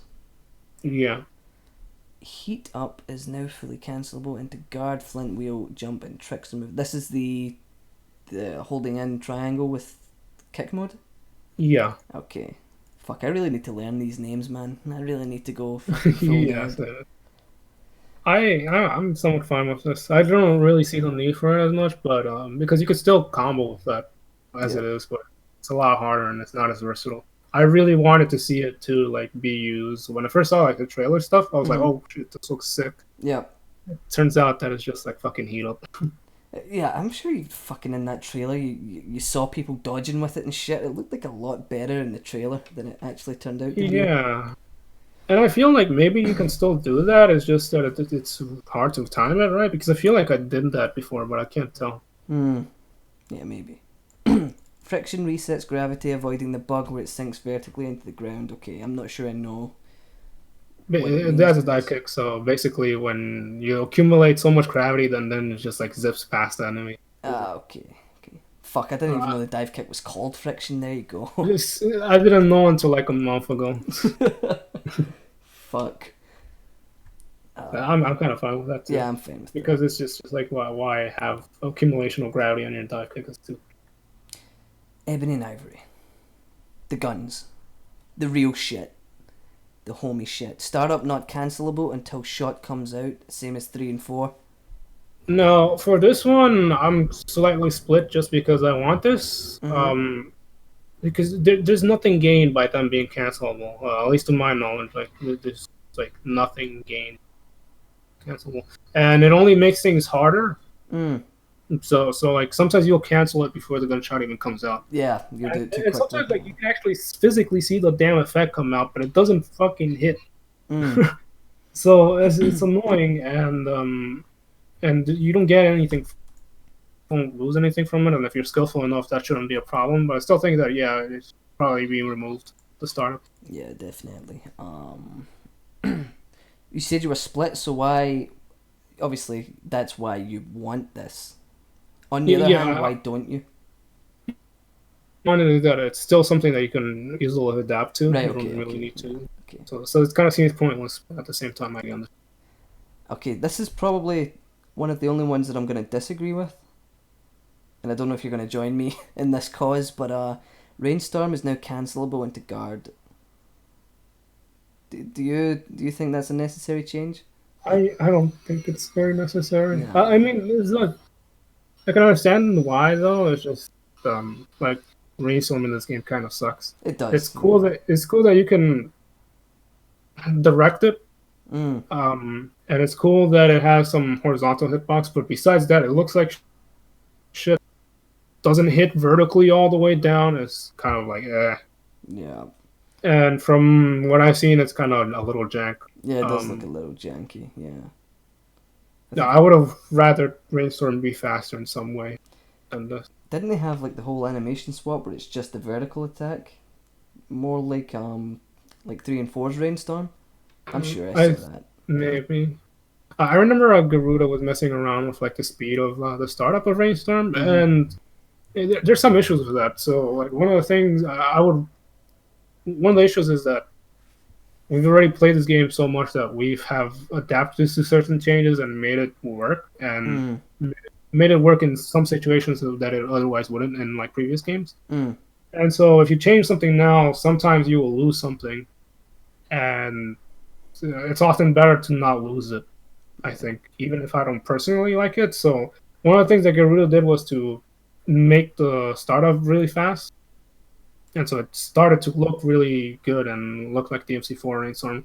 But at the same time, people use the startup of Rainstorm and like the horizontal hitbox so that they can like destroy projectiles. That's what DH told me, and it serves its purpose. So Yeah. like I don't know. Yeah. It's kind of hard to reach a sort of middle ground with that. I see what you mean. Yeah. Okay, so cut and jump, which is obviously the little jump you do from the slide, is now cancelable into guard. I enjoy this change simply because I think it was Knight used the cut and jump into Mustang glitch, which was really fucking nice to see. So I don't really disagree with that change. I'm fine with this simply because cut in the cutting variations are cancelable with other levels and stuff. So I think that it's natural to have cut and jump follow the same philosophy that it already had. Ground fireworks is now cancelable into ground trick, air trick, jump, and roll. I'm somewhat fine. I think it would have been better if I stayed like in DMC3 because in DMC3 you can spam it pretty quickly, and it's a lot more easily cancelable. But with this, it makes it just a lot more cancelable, and I don't know how to feel about that. Because again, it's like one of those things that you kind of didn't have a precedent set or whatever. Yeah. But also, like, fireworks on the ground just sucks. And it sucked in DMC4 as well. And even in DMC3, it kind of sucked. Yeah. It's always something I'll find myself doing by accident. Yeah. Kind of unfortunate. That move definitely should have had more cool stuff. Yeah. Yeah, because it's a pretty cool move if you think about it. He's using the fucking shotguns as nunchucks. It just happens to not be great. Shotgun shots can now be done low to the ground from a neutral jump. Obviously, then you get the little disclaimer about Rose making it act strange. Yeah. This one I'm not too bothered about, to be honest. I don't really care for it that much. But if it's introducing jank, then I'm not sure if it is worth it. Yeah, I'm a little hesitant about that too because on one hand, like it should have been something that was in the game. Like you can do it in DMC3 4. In this game, you do a full damn jump before you actually are able to shoot. So that's kind of like why. It never really bothered me, but in this game, but whatever. Yeah. Yeah, it's not something that I would have found myself using most likely anyway, so if it's introducing weird shit, then I'm not sure if it is worth it. But moving on to Dr. Faust. I forget that it's called that. I always call his fucking Faust hat. Why did they name it Dr. Faust? Sure. Fucking, he's not a doctor. It's a piece of shit hat. Anyway, let's go. Red Shot, both on the ground and airborne, has considerably faster startup. It removes the startup animation. I was sort of against this, kinda, just because it changed the move for no good reason. But at the same time, it's just like it's kind of I can somewhat deal with it just because that fucking move sucked. Without the startup. Yeah, I think the but only with benefit, the startup, I mean. I think the only benefit for removing the startup is it becomes easier to fall to the ground more if you're in the air, because you lose gravity so quickly if you use that move. Yeah, that's true. But at the same time, with the guard fix, that kind of replaces it. Yeah, I suppose. Yeah, it does kind of make it slightly redundant. But I suppose at the end of the day, it's another option to get lower to the ground. So yeah, the options are always good. But I can see what you mean. It's kind of persistent magic hat. I didn't realize this was a thing that was going to be mandatory or whatever. Currently has a bug where man in red projectiles stay frozen in midair. So does he mean like the turret that you throw out and it like you can keep that out when using other weapons? Is that what that means? Yeah, I'm pretty sure. Okay. I'm skeptical about this one just because there's it might affect how like let's say I do magic hat by accident, what that I do often just because directional inputs can be annoying and like really up close. It would mean that I can no longer like weapon switch out of it. I'd have to do wait, no, hold on. Let me think about this correctly. Yep. I'm pretty sure it's canceled. I don't remember. Fuck. I don't. But it wouldn't. I still probably would accept it just because it's something that you can adapt to. Yeah. It probably also has some interesting fucking like little things you can do if you combine it with like shotgun in the air. Probably has some interesting things you can do with that. So it's one of those things I think you have to play around with. and get Yeah, a and feel then for it. as to how to use it, because I'm thinking like if you make the turret shoot and then Mm, you switch to the weapon, you make it have an auto shot. That way you can use shotgun with it, yeah, normal shot, and then like when you switch back and you're not holding it anymore, then it just stops. But I don't know how it would be implemented. yeah, definitely something I'll have to see for myself before I give a somewhat invaluable input about it. Man in Red startup speed up, 10% question mark. What move is Man in Red? Is that the It's that orb circling around you, I'm pretty sure. okay, yeah. Um, that kind of also goes to the territory of like kind of changing a move individually that I'm not really in favor of, but at the same time, I understand why it's done. Man Mm, in Red is fucking stupid, annoying to just have it on. yeah, Again, like a lot of these changes I'd be in favor for if there was just like a you know, side two versions of the game. yeah.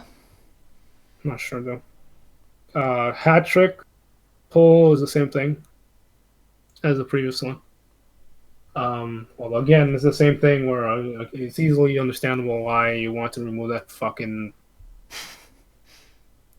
startup. Just like, why not? Giving hat trick its own input is the same thing as well. But like giving it its own input would be nice. That Not sure. yeah, that is an interesting like proposal. I'd never even thought about doing that before. Like, yeah, that's crazy. Definitely, again, like the magic hat, something I would have to play with to see what I feel about it. I don't think hat trick's that bad to be honest, but maybe I'm just fucking stupid. Yeah, well, it's not that bad with DLC. Ugh, this guy and his DSD shilling is just too good. Okay, so Trickster, and I remember I was here for this one at least. Trickster rules from DMC4 has been restored so that you can perform an air trick in the air after using it on the ground. I think is a pretty reasonable change to be honest. Yeah. Although at the moment, I'm pretty sure you can do two no matter what if you're in the air and the ground, and that's not really like DMC4. Mm. Because the DMC4, like you can get two of them if you start from the ground, but not if you start from the air. Are you sure? I thought it was just one consistently, and that's why they had the I mean, in DMC4. Okay. I thought you meant 5. Okay, I see. Yeah. Trickster dashes are cancelable into Royal Guard, but not instantly. For reference, the timing and length should be close to DMC4 for the sort of wave dashing effect. I was there for this. We did talk about it. Yeah. Having it cancelable instantly is far too fucking like Yeah, I didn't want it to yeah. be cancelable at any point. I would want it to be like close to the MC4. I would even say that it could go as close to a ignited fucking first hit of kick Mm. in kick mode combo, because that has enough range. Like the staff hit was also, it'd be nice to have it the range of a staff hit, but I think that's still a little too long. So the second closest thing is like the first hit of what's the name of that? Again, like the first hit of kick mode combo. Mm. Yeah, that fuck knows what it's called. To be honest, I know Yeah. zero names in this game. Yeah, and it will also kind of retain that sort of like, okay, some moves can take advantage of this distance while others don't, and it makes certain moves valuable in certain situations instead of making every move valuable in all situations. Yeah, that's a very good way to put it. Okay, so Royal Guard recovery, cancelable in first frame should have always been the standard, to be honest. Yeah. Yeah, no quarrel with that one. The SDT overhaul. So obviously it adds the sort of the new way of balancing it, I guess. Yeah. Let me just take a second to read this fully. Minimum DT threshold at 3 bars has been added. Yeah, that's nice. Quadruple S is permanent. Winning the activation is always quick. You always finish a window. So I mean, I don't have any problems with this. This is probably as good as it could be without being totally fucking overpowered. Yeah, I think that again, like this comes to the balancing and dealing with minutia. Mm-hmm. So I would have still liked a quad S all the time with with having to do this, but this is still pretty good. Again, it kind of follows the previous philosophies of the game Yeah. to an extent. Hold time for activation is 20% faster. I feel like I would like that to be a bit quicker, but that's probably just because I'm used to it being almost instant. Yeah, I would want it to be almost instant just because my hands. That's all. Yeah. Because, yeah, holding it in is not great. Especially when I've sort of got myself into a bad habit of holding it down even when I don't need to, just because I've been doing it that much. Where it's Yeah. like muscle memory, I'll just hold it down subconsciously for like fucking 5 minutes, and that shit aches. That shit is horrible. But that's nothing to do with this fucking changelog. That's just me being retarded. So, activation for Sin Devil Trigger costs 1 DT bar, which is really nothing, to be honest. Yeah.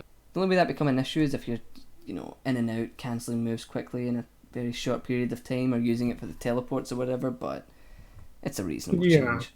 And also, like, one of the things that you see a lot is that a lot of players, including myself, sometimes use SDT to get away from whiffing attacks like a red line or whatnot. And so I think that eventually, as players get better and better, they won't have to use that as much because they won't be missing red line or not get themselves out of like sticky situations. Yeah. Quad SD activation costs 1 bar, and then you've got damage reduction. The following move incurred an extra meter cost upon usage. Demolition, yeah, so that's reasonable. That's sort of balancing the sort of super moves that form gets, and sort of reducing the damage so it makes it more viable to use in a sort of freestyle environment, I guess. Yeah. I like that. It's reasonable. Any thoughts on that? You just want to move on? I'll just move on. Yeah, okay, fuck Sin Devil Trigger, okay. I was there first. You bitches just had to play catch up with me, okay, and now you do it better than me, huh? It's so heartbreaking. Nah, I'm only joking. It's really good to see people who are better than me this game using that shit in ways that I didn't. It's one of the good parts about DMC. It's seeing how people do things better than you. It's great. Okay, so do you want to go over Nero and V, or do you want to just fucking I'll just go over Neural V doesn't exist. just pretend they don't exist? So I mean, they might as well remove them, but it's fine. Yeah, okay, fuck those two guys. Especially V. I mean, what changes does he get? Fucking get Yeah. out of here, loser. So I actually think that Nero's changes are a little bit underwhelming. I can understand why some Nero changes weren't implemented, but at the same time, Nero could have benefited a lot. I think more than Dante to an extent in some areas. I was But, I was gonna say I feel like the reason it is so short is because it's not done. That's what I thought yeah, it was. it's definitely not done. Yeah. Like the entire list is still on the work. Yeah. Sorry. Actually, DH did give me orders to say this, and it's probably bad to say it now as opposed to 20 minutes ago. But this is a work in progress. This isn't the final list. This is just somewhat representative of what could be in the future. This is not the final product. This is just things that are being tested, being considered. Some of this shit might not make it in. Some more shit might make it in. You don't know. Okay, it's work in progress. Whenever it comes out, it may look like this. It may not. There you go, Jimmy. Okay, so get off my fucking back. And then the super changes is just miscellaneous things to player preference, like overtop gear being infinite or whatever. Yeah. Again, I think that the infinite ignition and overtop gear should have been a thing, but Yeah, me too. But yeah, to an extent, bar a passive switch. If only they made it so that there's more feedback, or if there was like a better way to sort of change. Because I think the way it is now is actually a really good attaching it to style is really good, except that obviously you run into the same issue with Darkslayer where you kind of have to work a lot harder with keeping track of the styles you're in.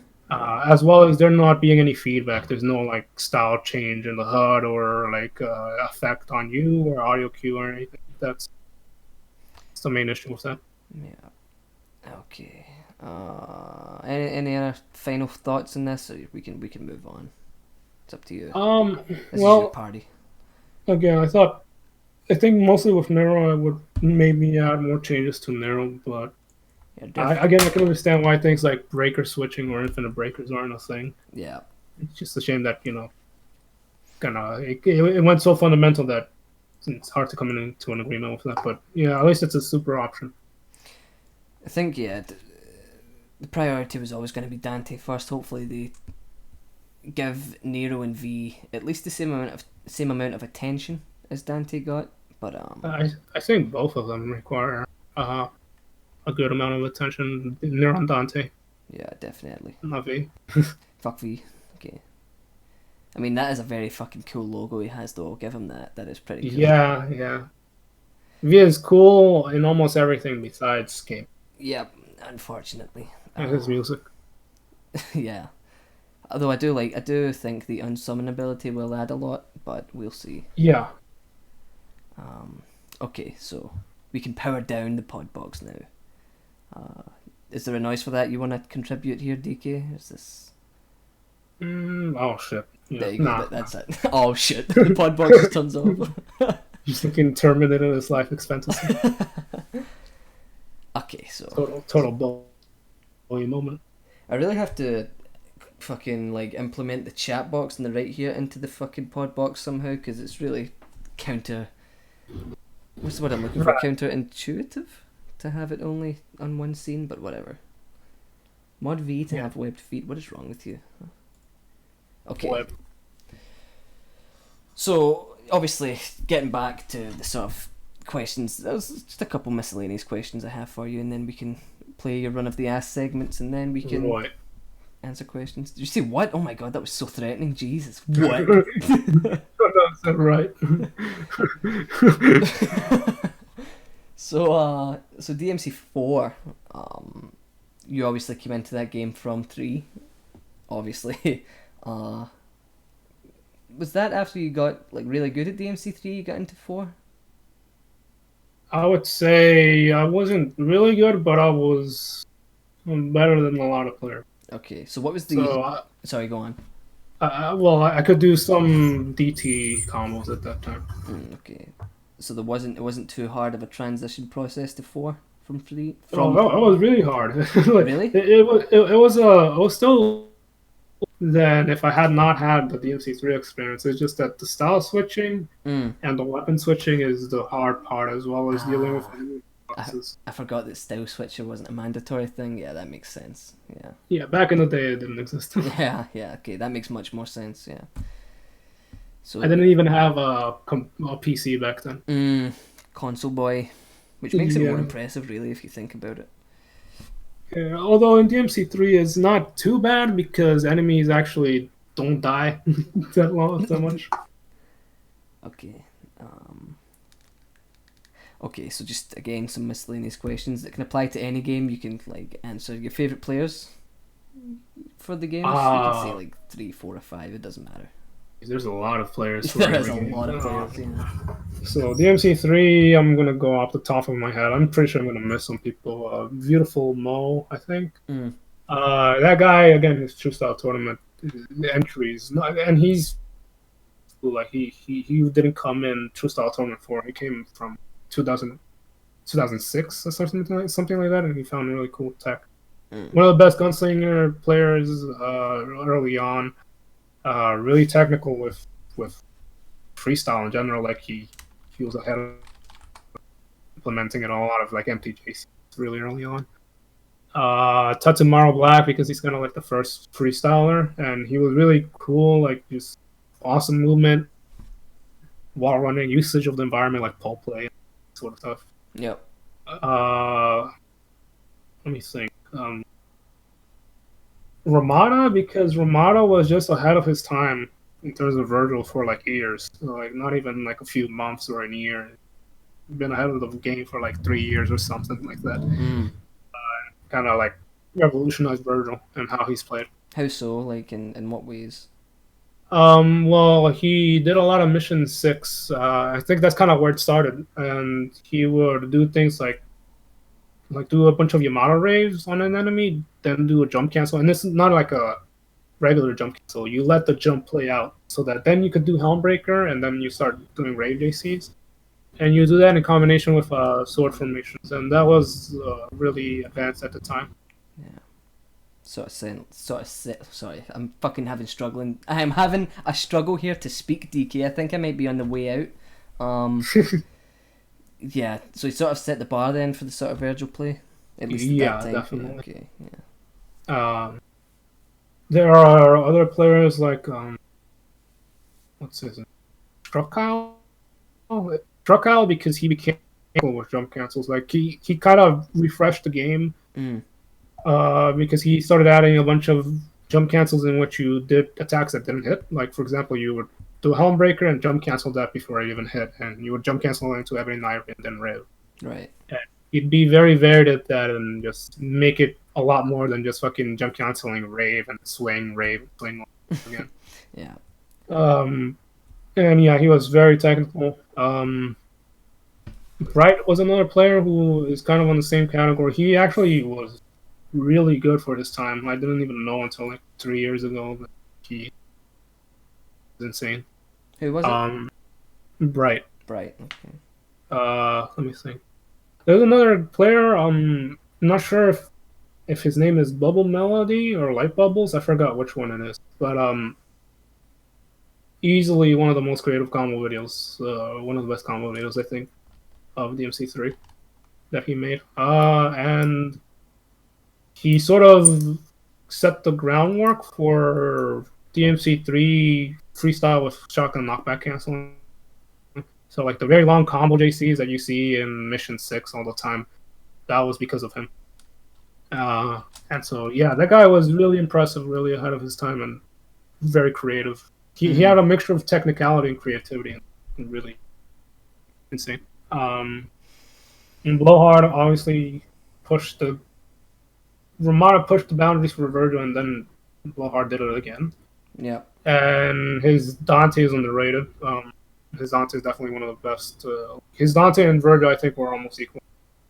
Because he started implementing a lot of like ground JCs where the enemy's laying on the ground with Dante up with a bunch of insanely technical stuff. And so, yeah, he definitely pushed the boundaries hard in there. 475 and Schnee. 475 is super creative and Schnee as well, but they're creative in different ways. Yeah. 475 is more technical and Schnee is more methodical. Okay. DMC4, Zero Zem, very early on, he kind of set the groundwork for a lot of stuff. Like Dongri took a lot of inspiration from his guard fly. And you see when you sort of do that guard fly zigzag shit where you do air hike into guard fly. That's where we got our playstyles from. Right. Okay. What was his name? Zero Zem. Zero Zem. Okay. He made a video called Spot on the Side. That's like one of my favorite videos from him. Then there is Thanatos Lucifer, I think. Thanatos Lucifer. I don't remember his name, but he was a Korean DMC player and played on console, and he was extremely good for just being on console. He was pushing the boundaries even when he was on console, and it's also very technical. So I saw his hand videos, and that's kind of what got me into DMC4. Right.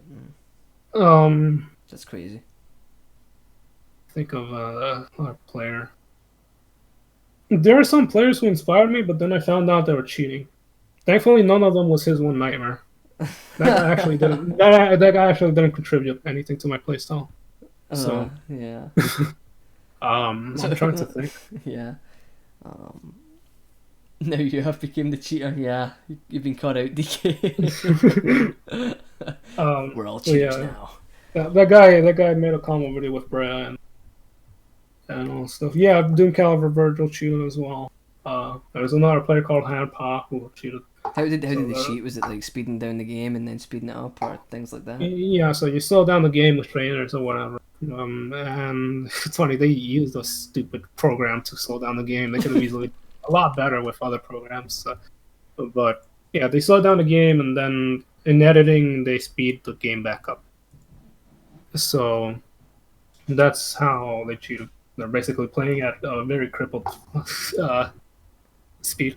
It's fucking stupid. Yeah. Trying to think of other players. There's a lot of combo players that inspired me, but they're not really freestyle players. But I took parts like Shikaki, obviously, or like trying to think of AYU Taka. Taka is insane, dude. Taka's insane. That guy pushed the boundary really hard. He made Paradigm Shift. The comedy. That took him 3 years. Yeah, 3 fucking years. About and it didn't die. That is an insane amount of time to spend on a project. Holy fuck. Yeah, and even before that, he made a lot of insanely good stuff. Dude, I swear I'm forgetting like so many names for the MC3. Ice Tat Cream. I hope he's not faking.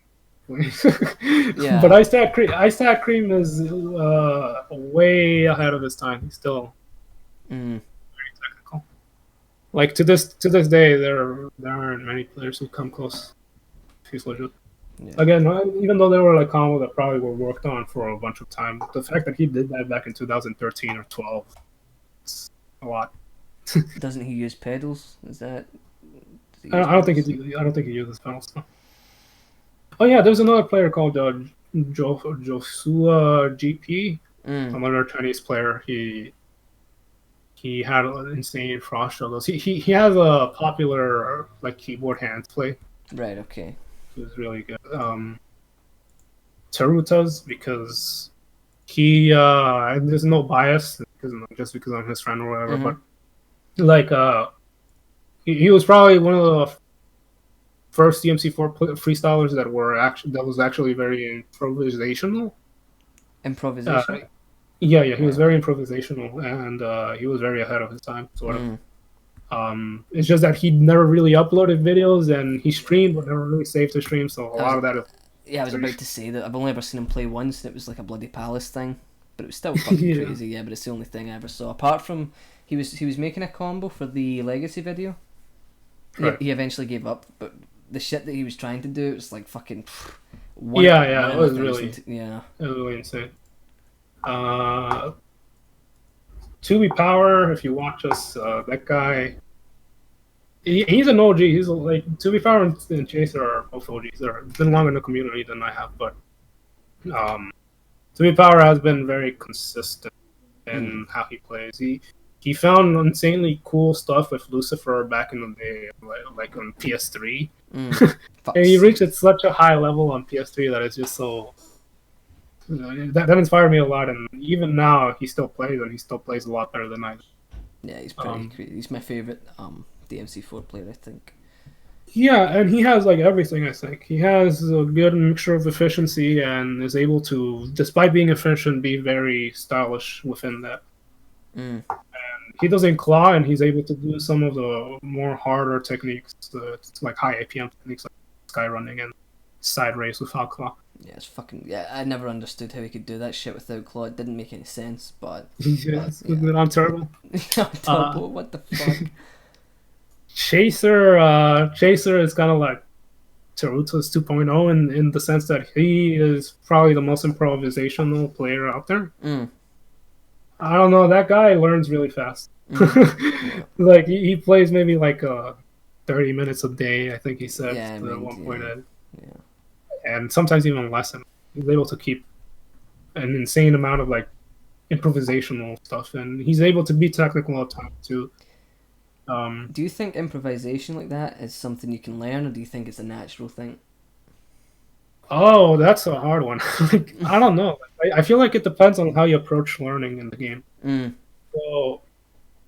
So like, I am somebody who's kind of in the middle, where I focus mostly on learning as many techniques and patterns as possible and knowing when to use them and like what positions I can connect. And then I just combine all those patterns together and change them up a bit. And obviously there's some like improvisation going on too. Like I react to certain situations, like maybe I got knocked off of something, but I can still recover that combo, catch the enemy before it falls into the ground or whatever. Yeah. And so those moments are where I can improvise more. But I think like then you approach something like Chaser's playstyle, and I think that he does sometimes practice behind the scenes and those things. But I think he Yeah, practices more while he's playing and streaming, which is and I crazy. think Yeah, that kind of lends itself to being more improvisational because you're experimenting and letting yourself fail, um, and you're not focusing too much on getting the single technique, yeah, just adapting as well as possible. And while that approach is very annoying at first, I think that over the long term that will gain a lot more benefits. So that's kind of like that's kind of I think how Chaser does it to an extent. He also mentioned that one of the things that helps him is listening to music. He tries to sort of play to the rhythm of the music, which is very and interesting. Yeah, yeah, and I know that DH kind of does something similar to an extent. Um, and everybody does that to an extent sometimes. mm. Sometimes you try to match the gameplay to the song, but I think some people do it more than others, and there might be something to that. That may be why maybe should stop. I should stop listening to things that are fucking 174 BPM. See, now it makes sense why you guys all listen to jazz while you play because it's nice and smooth and you don't fuck your hands up. You've got this idiot listening to fucking every pendulum song on the planet, fucking 170 million BPM, fucking hands going like I'm fucking Parkinson's. I listen to breakcore, so that's kind Well, I of mean, well, yeah, point redacted. it's either breakcore or ambient. There's like a huge like gap there. Breakcore or ambient, that is a huge gap. Jesus Christ. To the tune of Camel, So, yeah. when I can listen to many things, but I don't know. Like for me, it never really worked out as well. Nah, But yeah, Chaser is definitely like one of those players that is just like, oh shit. has like a uh, natural sort of improv. Hero is, I think, the best in terms of freestyle. Yeah. There are some players who come close to him or do certain things better than him in terms of freestyles, and definitely in combos. Like in combos, Chaser kind of lags behind, but in terms of freestyle, I don't think Yeah. like. I think Vash, Vash uses a lot of good enemy usage. Mm. Uh, he uses them pretty well, and his Mephisto fights are some of the best, I think. I feel like Vash is underrated slightly. I do feel like he gets more credit for being entertaining as a host Right. as opposed to a Yeah, player. yeah. He definitely is He, very good. yeah, I think his Nero excels. There was a time in which he used to play against Creedle a lot, and he used to be really pretty good at fighting Creedle, GMD Creedle with Mm. Dante. There was one time where he was fighting Credo. I don't know if you saw it. I'm only joking. We're not doing this. We're not gonna bring that up. It's a funny incident. Oh yeah, yeah. That led itself towards unhospitable conversation. Yeah. Well, yeah. Also, Chase's Dante is underrated. Like a lot of people say his Nero, but his Dante is really good. Yeah, definitely. Just that with Dante, there's kind of more competition. That's why, quote unquote, competition. But he's easily on the top five. Timmy Power again, also easily on the top five. Huang or S5, I can't believe I forgot him. Huang or S5 is like he I don't know, like or she Mm. like combos are very creative. Uses literally the first person to use enemy AI into combos very well. How so? Like you'd see a lot of knocking a Faust off of its cloak Mm-hmm. and then setting up its recovery so that you can throw round trip at it. Or you see things a lot nowadays where you knock down a Frost and you wait until it gets up and attacks you and use that against them. He pioneered that. He pioneered that years before it was popular. That's crazy. Yeah. That's why he's one of my favorite players. And not only that, but it's just like he's really good at freestyle too. Like his freestyle can be very creative, and some insane stuff happens in his freestyle. I'm sure you've seen like his live play highlights on Twitter. Pro- yeah, probably not from name. I don't recognize the name, but I most likely have, because obviously I follow you, and obviously you probably retweeted a lot of that shit. Yeah, Yeah. it's one of my favorite players. I'd say that's about everyone. I'm pretty sure I'm missing like so many players because there's so many influences that I've taken from, but those are some of my favorite players. Those are the ones that come to mind straight away. So Those are the only ones that Oh, matter. also DMC5, I forgot. Yeah. Mm. You, Whirling, and DH, and now Kwang Hyo are some of the best players in that. Granted, there's not many players playing Yeah, freestyle in that game, but yeah. yeah. I was gonna say there isn't a large pool to pick from. It kind of is just us, but Run got a shout out. I did. Run I got a did. shout out on his own podcast. You just named everybody exactly. That's what I was thinking. Well, there's some players working their way up. Yeah. The fact that Kwang Hyo, I don't, you know what I'm talking about, that came out of Yeah. fucking nowhere, does give me hope that there's more of us. And I found his YouTube channel yesterday, and he has been uploading for a while. It's just that he hasn't popped off on like Twitter since. Rapid Silver is good. Yep. You know, Yeah. Shaky Bay in the chat. He has been practicing a lot. Hopefully, you know, he keeps it up because the game does need it. Yeah. In terms of freestyle players, because you know it's like you said, there isn't a huge pool. Because I mean, compare the fucking DMC 3 and 4 players that you picked out compared to how many 5 players there are. But the game's young, so it's understandable. Yeah. There's more DMC 3 players, yeah. And you know, the game has been out for 14 years. You fuck. You absolutely. Also, I forgot to mention Dongari and AYE. They're playing, but yeah, Dongari, despite a lot of the criticism about him being repetitive, which he's gotten over the years, but when he first started off, he just learned very fast. Yeah. After that, he kind of plateaued for a couple of years. But his Dante versus Dante play is some of the best, Oh, and it's unbelievable. Yeah. also like I forgot to mention like Sakaki is great because like his Credo versus Credo fight is hands down some of the best. Credo versus Credo. Oh, sorry, Dante versus Credo. Fuck, man, that'd be great to see. Yeah, it is. It's one of the best. Yeah. Definitely. Okay, so that's you. That's what. Ugh, oh my god, DK, it's the hamster. It's too powerful. I am losing the ability to speak English now because of this goddamn fucking hamster. Don't worry, I'll nerf my power a little. Yeah, take it down to 45%. Okay. Yeah. Okay. 45%. I can breathe. Okay, so moving on. What game out of the 3, obviously 3, 4, and 5, do you find more enjoyable to play now? What is the most enjoyable for you to play? Now it's DMC5 just because it's new and it's something that I can play while not getting too rusty because of my fucking hands. But Yeah. if I had to pick, maybe it would be DMC4 just because nothing really compares to the speed and fluidity of that game. Yeah, that's fair. Back when I was really fucking good like that, the speed was addictive. That's one of the biggest reasons why I play. Like, in fact, I probably would be a lot more harsher with 5 if I still played the same way because the speed is and precision is so good. Yeah. And like the creativity as well. I wanted eventually to get to the point where I'd be able to use Lucifer combos in regular gameplay, but that would be for years to come. I don't imagine I would ever be able to fully utilize that weapon if you gave me 100 years. It's just ridiculous. Some of the things you can do. Yeah. Okay. What are some of your favorite videos to come from the games? Not like it doesn't have to be your favorite player, just your favorite project or whatever to come from the games. Hellslaff is there because it's one of the first combo videos. There's another video called Immortals Volume 2. That included I think a player called Jamasis. I forgot if it was somebody else. And Tetsumaru Black. Kind of freestyle / combo video co-op.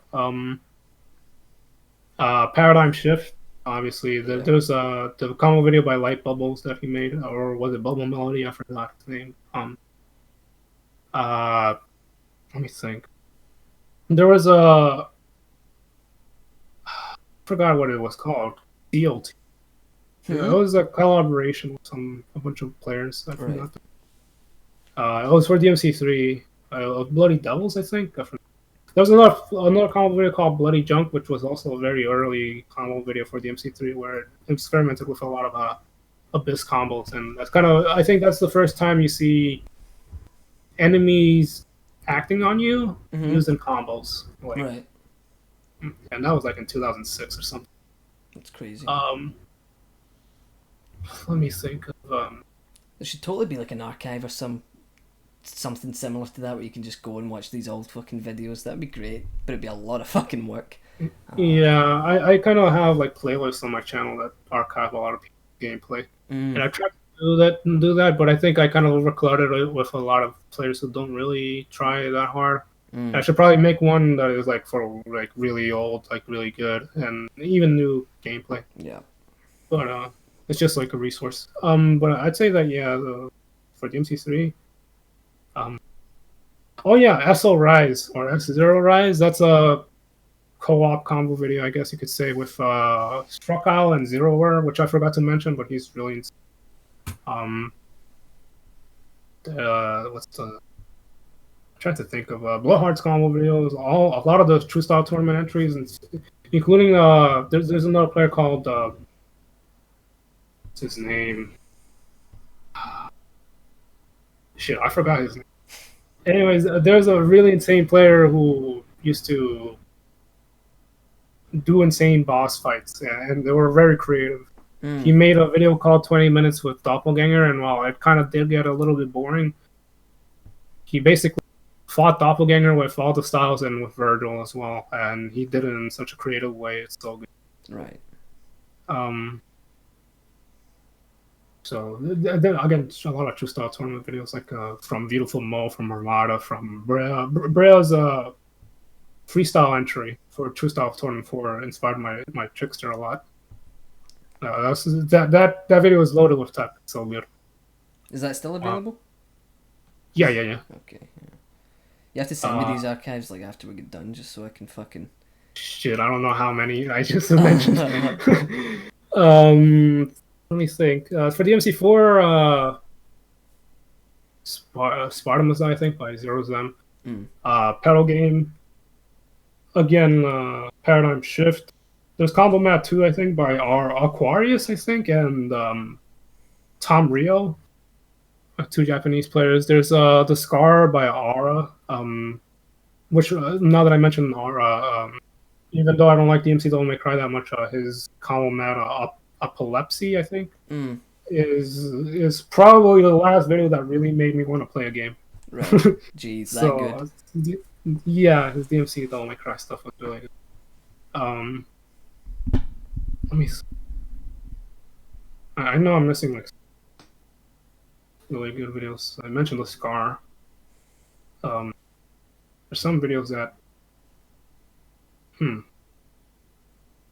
yeah, I mean there are other videos like Pedal Game as well. Can't really think of many. Like a lot of Sakaki's videos are the same in terms of like quality. They're always pushing the limits. They're always really good. Yeah. There's one video by AYU that he unfortunately deleted, I think, or it was taken down by copyright, but it's insane. Freestyles. That's a shame. Yeah. That's what I mean. Like maybe like an archive that goes beyond YouTube, like just like a fucking old school.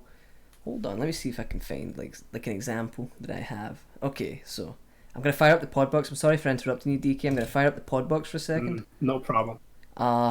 Imagine something like this, okay? So it's like a video game vault for old fucking PlayStation games and shit for emulators. This could be illegal. This could be illegal. Who knows? I know that. The vault. Yeah, but imagine something like this, but for combo videos and stuff like that.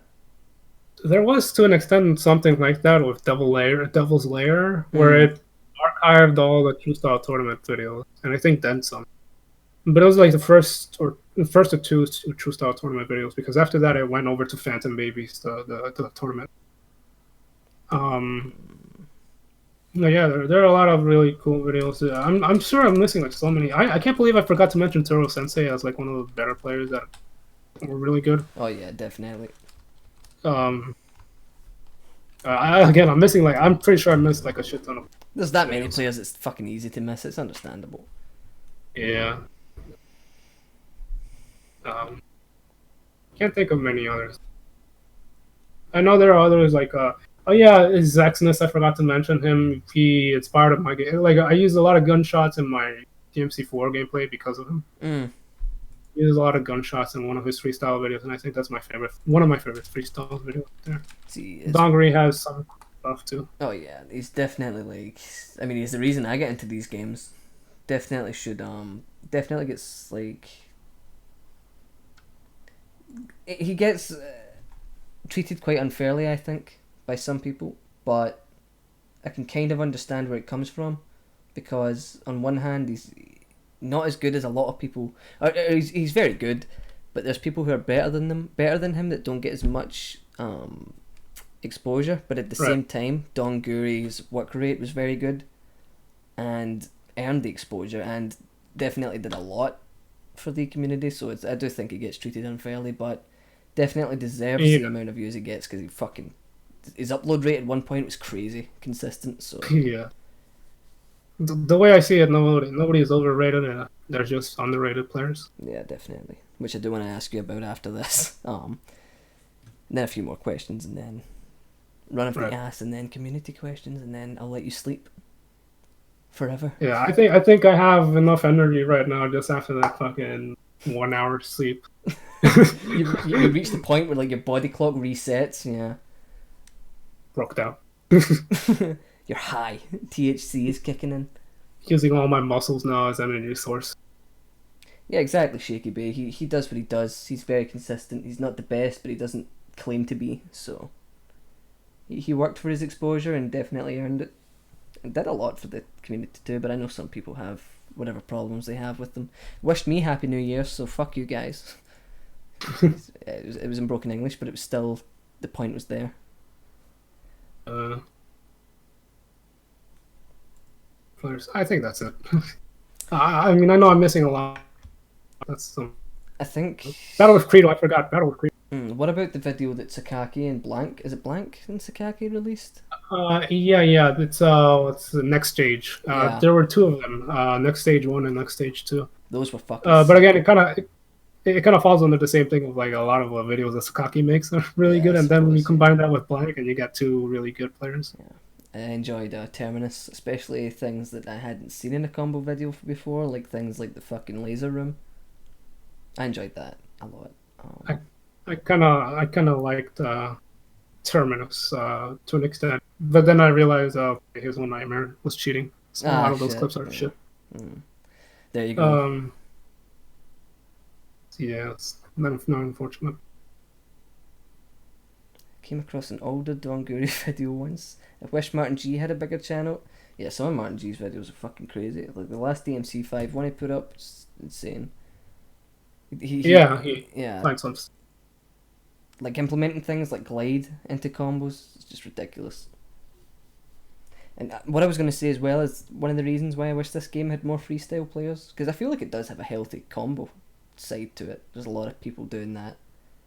Yeah. Part of the reason I wish there was more freestylers is because when you're listing through your inspirations, you know, it's good to have different people because they have different perspectives and ways of doing things, and more places to draw inspiration from. It's never a bad thing, so. Yeah, and that's kind of important because I mean, you could still take some inspiration from combo players. Is that you need to realize that some of the stuff that they do is very strict and very specific. Mm-hmm. That you can't really use that on freestyle unless you're like really good, or if you just build yourself up so much that you can move on to those things. Yeah. Okay, sorry, yeah, you're done. Okay, so I'm gonna on to the next question. You don't have to give a big list. You know, you can just, you know, just a couple that come to mind, because I really don't want to keep you up too long because I feel terrible. So, No, don't worry. I have some energy now. sound like a fucking hooker. Underrated players. Obviously, you said Chasers, Dante, and Vash, and whatever. But what other sort of underrated players do you think there are? Damn, there's a lot of like Genova is one of them. It's like Genova, the guy that mentioned that is I think from Africa. Yeah. I might be wrong on that, but I'm definitely underrated when it comes to his combo. So he's really underrated. I mean, you can argue that a lot of like most 90% of like the player base is just because there are maybe like two players that are really well known and not it. So Yeah, I think there are a lot of underrated players, and some players are popular, but they're underrated to an extent. Like I think that Chaser is kind of underrated just because even though he has a huge following, Mm-hmm. stuff like his Dante gameplay doesn't get Yeah. much recognition. So like there's that aspect of like underrated player. DH is also like a kind of underrated. I feel like Like with they're DH with 5 has, he's became sort of the he's moving face. up. Yeah, definitely, 100%. Yeah, but in DMC4 he was a little bit Yeah. underrated. There's a lot of players that are like I can't say, and then some of those players are underrated in the grand scheme of things, but not for the thing that they do. So like if you, yeah, like 475 for example, Mm-hmm. like most people don't know him, but if you know about style play, you kind of know him. Yeah, and if you're in DMC3, you definitely know about him because Mm. he's popular in that circle. I forgot to mention another player called Circuit. Circuit. Circuit is a Virgil player. Yeah, he goes by Haterena or something like that. I can't Mm. remember. He collabed with Blank in his recent combo video, Right. Mm. and Ah, okay. his Virgil for DMC3 was yeah, that shit is powerful. That inspired Blowhard and inspired me as Fuck. well. So, but he's very low key about it, and so he's kind of unknown because of that. Mm. But can you hear that? I can hear something. There's somebody singing in the background. My apologies. Hold on, hold on. Could we like? Oh God, could we hear that? What is he singing? I don't know what he's singing. He's singing some Mexican shit. You know, I'm in a Mexican household. What can I say? That's I'm true. Mexican. That is true. Yeah, some Mexican shit is to be expected. Um. Yeah. Okay, so moving on to your favorite topic, DK. Uh, What? Drama. However, I Oh, only have one little brief question, and it's right. about no one specific. We're not going to go into specifics because fuck that. I just want to ask. Right. Right, so DMC obviously a single player game. Uh, at its core, at least, is a single player game. What do you think it is about DMC that causes so much fucking well, not rivalries, but dramas between people and like things like that when it is inherently a single player game? It doesn't have the competitive aspect that, say, a multiplayer game does that can cause dramas. So why do you think shit like that happens? What do you think it is about DMC that causes so much fucking drama? Because from what I've seen in the past year, it causes a shitload of drama.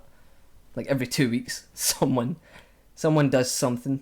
You can even see Uh, it this week with the whole The Last of Us thing. right.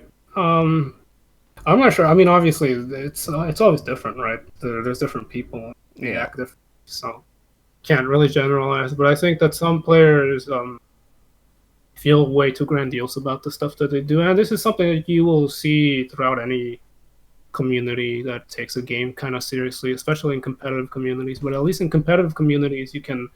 Yeah, and when I say competitive, I mean like where you can actually 1v1 someone. Like a fighting game, yeah. Yeah, and in those cases, like at least you can settle your differences and actually like not settle your differences, but you could actually prove that you are the best player or whatever. Yeah. And in Devil May Cry, there is some objectivity in terms of like how you rate players. There are definitely some players that's better than others. There's the difference between somebody like me and you and somebody who just is mashing on the controller day one. Yeah. Um, but after a certain point, it becomes very hard to gauge certain things, as well as the fact that it's style play. So a lot of it comes down to preferences, and sometimes your preferences might be for something very easy. Like I might want to do something that is a very simple JC, but I like how it looks and I prefer it rather than like I don't know Garfline or whatever. Yeah. But then That's just an example. But someone else can say, but that's very fucking easy to do as opposed to this super hard tech. But it is. That's why things like style tournaments and things like that, like the ones that were going on recently, are quite Mhm, hard to judge. The best example definitely. of this is like Inkneat. Is that how you say it? Inkneat. I can never say it right. Yeah. Yeah. Obviously he prefers ground play. He's very good at it. But then you compare him to someone like Whirling, who's obviously a lot different in terms of style. It's really hard to judge because it's like you say, Yeah. it is subjective. So Preference. Yeah. yeah, And so I feel like you back to it, and there's the aspect of people feeling like they're uh, underappreciated, Mm. which is just like like I understand that like people think that I'm fucking a big person in the DMC community, but I hit like 1,000 subscribers like a year ago. Mm. Yeah, after existing on YouTube for like 6, 7. Mm. Like I'm not somebody who is very popular. I'm not even like close to that. Um, and now I've been getting more viewers for whatever reason, but a little too late. But it's like I like even now, like I don't think I'm very sort of popular or anything, but I I'm not think gonna be bitter about it just because I feel like I'm better than other people. I think in our side of things, the high level things, you definitely are. In the grand scheme of the whole fan base, me and you are fucking, minor at the end of the day. But Yeah, I think definitely for our sort of sector, you're one of the most prominent and popular figures, I would say. I think I'm only prominent on Twitter, to be honest. I mean, me too. So Well, fuck it.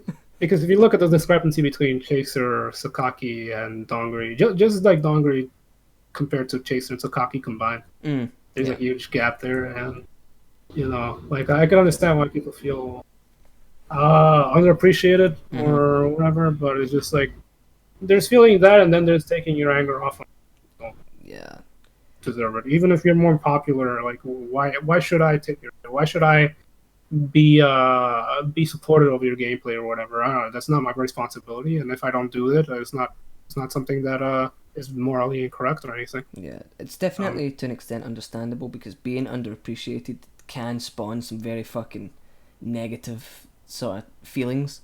I can understand it, but yeah, the measure of a yeah. person comes down to what they do with those fucking feelings. And if you go on the internet and shit on someone who really didn't do anything, it does kind of speak for itself. Yeah, and it's ultimately like a lot of people in these communities are adults. Some of them aren't, but you should probably have that sort of thing in check because like like again like I've barely hit 1,000 subscribers after like 7 years or something, Mm-hmm. right? And so it's just like, well, why should I be an asshole? Like I didn't really act like an asshole to people just because I wasn't known for that long. Just like keep it to yourself. Yeah, definitely. And it is perfectly normal to feel sort of slightly sort of underappreciated or jealous or whatever, but feeling something and doing something are two completely different things. Yeah. So, yeah. Get rid of... Well, like there's some Sorry, go on. I was just going to like talk shit. there's some players who are like for example, I've done a lot of things in the past that are like that never really got noticed, and then somebody else like a few years later finds that again, and they take the credit for it. Yeah. But I don't just like go in and say, "Hey, bro, that's mine. Fuck you." Like unless I such joking sort of way, or whatever, right? Yeah. Aye. They're just like I'll let them have it. Wouldn't you respectfully try to make your case, or it just doesn't interest you? I wouldn't unless somebody brought it up to me. Like if somebody said, "Oh, have you seen like that thing that somebody found?" I'd be like, "I did find that That a was while ago. that was all me. Yeah. I already knew about that a few." This is why we see so many people come up with all the control schemes for Dante. Oh my god, those control scheme things are so fucking... Did they annoy you as much as they annoy me? It's so fucking dumb to see that shit. Yeah, Yeah. I can understand that to an extent because Yeah. you don't want to have like you want to make your control scheme as efficient and as easy possible while retaining all those current all the things that you have, right? Yeah. You don't want to have it cumbersome, but no. Yeah. Some people go too far or just do things that are blatantly bad. But Yeah, 100%. Yeah, I think that kind of covers that. I don't want to spend too much time on it. Because Right. at the end of the day, it's just a fucking, just an endless wishing well of fucking things that we could go into. So, just briefly wanted to get your thoughts on that. But moving on, we're almost at the end. I promise. I just want to talk briefly about the FPS games you play. Right. Quick Live, Modern Warfare 2. What is it about those games that appeal to you so much? Is there any correlation between that and sort of like the feeling you get from DMC, for example? Mm-hmm. Is there any like So correlation? Yeah, sorry, go on. I just like the speed and pace of it Mm. of those games. I don't enjoy a lot of games that are very slow paced unless they're like puzzle games, I guess, or horror games or whatever, right? Mm-hmm. But or even like platforming games. Although in platforming games there is a semblance of like a rush that you not fall into that pit, and so that rush is great, I think. And with MW2 or Quake Live, I Mm. get that, and but obviously it's not just that, right? It's Right. like for example in Quake Live, I like it because it's probably the most balanced shooter out there, and it's very brutally honest about how well you perform in the game. There's obviously no game is perfectly balanced, but Quake Live is definitely one of those games that It's up there. Yeah. if I complain about it, I'm complaining about myself and not the bullshit of the game. Conversely, with MW2, it's just like most of the time I am complaining about the game because the game is fucking bullshit. Yeah. But obviously, sometimes I still complain about myself, so it's just like yeah. So, um, but it's a lot of it to do with the speed and the pace of the game. Okay. It's also satisfying. Oh yeah, definitely. Until Terratus comes around with the fucking beam rifle, and then it's no longer satisfying because you're dead. Mm. I don't know. I don't know what Terratus does. It's He's like fucking good in every crazy. game. Every game he plays, he's pretty damn good at it. And like his LG, yeah, which is lightning gun, is basically like the tracking weapon, machine gun sort of thing. That sometimes went up to like 50% Fucking insane. accuracy compared to my measly like 20 to 30%. 30 if I'm doing good. I'd be lucky if I broke 3%. To be honest. Yeah. But also he has like a really good knowledge of the game. It's not just like aim or like reaction. It's Yeah. knowledge of the game. Yeah, it's really kind of, it's really cool to me to see you guys play this game because it does have like a very high skill. What's the word I'm looking for? Skill gap, skill ceiling. Yeah, so it is interesting to see you guys play that, and it's even more interesting to get your ass whooped at it. It's fun. It's great fun, that game, to be honest. I'm glad that I agreed to whoop Jimmy's ass at it. So Yeah, it gets better as you get better. That's the good thing about the game. you can't. By the way, Mills, you can keep podcasts in the same game category as long as. Ah, shit! Really? Ah, god damn it. Okay, next time. Next time we'll put it in DMC5. Okay, so it's time for your ass segment. Run of Right. the ass segment. I don't know which one of the clips you're picking or if it's all of them. I'm gonna use all of them. You sent all of them, so fuck it. We just play all of them in a row. Okay, here we go. Pod box round 3. There we go. Fucking. Okay, so the first the first clip you sent in. This one is simple. This was 6 days after DMC5's release. Let's see what this is about. Okay, I'm ready. Shit, I got an advertisement. Don't worry, I know what's Stay happening. there for more than 15 seconds, Lamau. Ha! Lamau. How do you do it? How do you turn on the Seek custom soundtrack? I don't know what went Oh, on like in this battle clip, music? but Oh, it's basically, in gallery. Yeah. I think I thought. Oh, come on, man. I didn't start.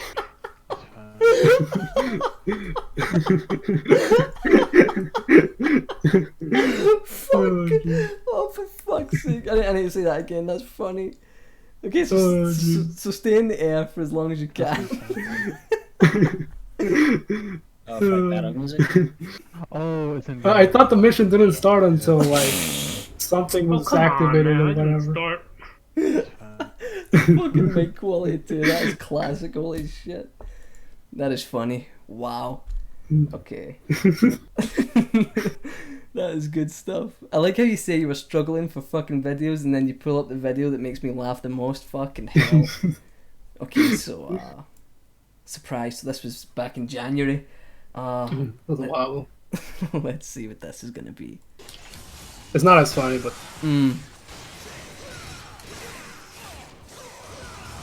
Okay. the rare I'm time I scared. get I'm out of scared. like Mom, missions. What the? White House. Oh my fucking god! He came out Mom, of fucking what the? nowhere. Okay, I'm Fucker scared. just came out I'm of scared. nowhere. Mom, What the? What the? like I don't know how you would be able to predict that. Like it's annoying.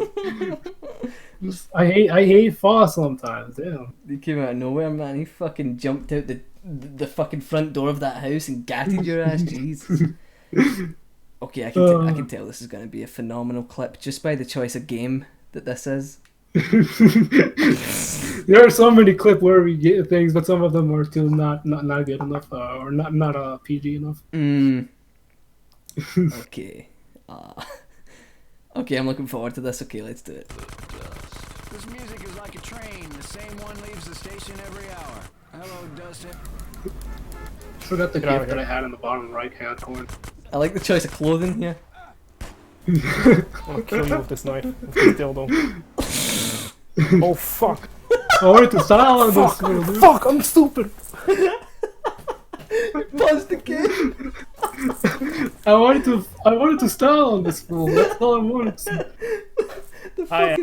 The fucking black guy dancing at the bottom right. Fuck, I'm stupid. Yeah.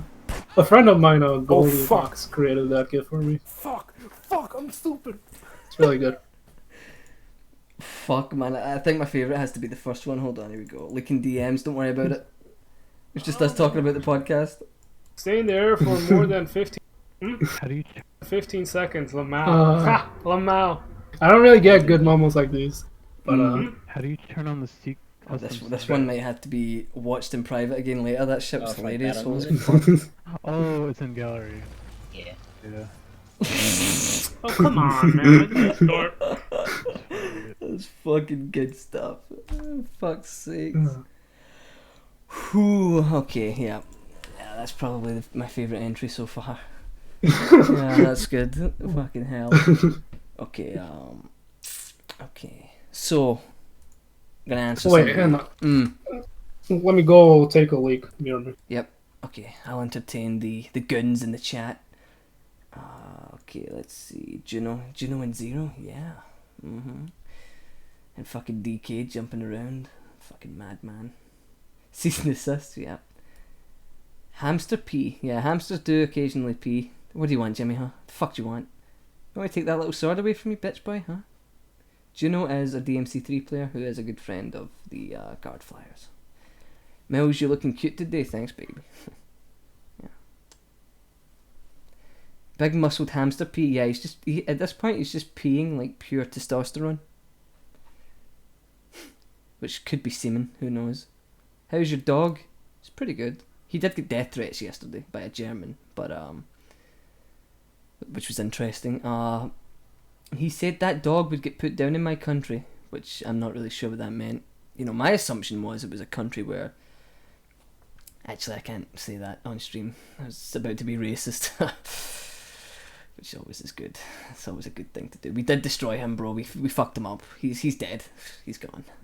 It's 1 AM here. Well, no one cares what time it is in fucking Bosnia, okay? Or whatever the fuck it is. Country you're from. Fucking loser. Fucking she.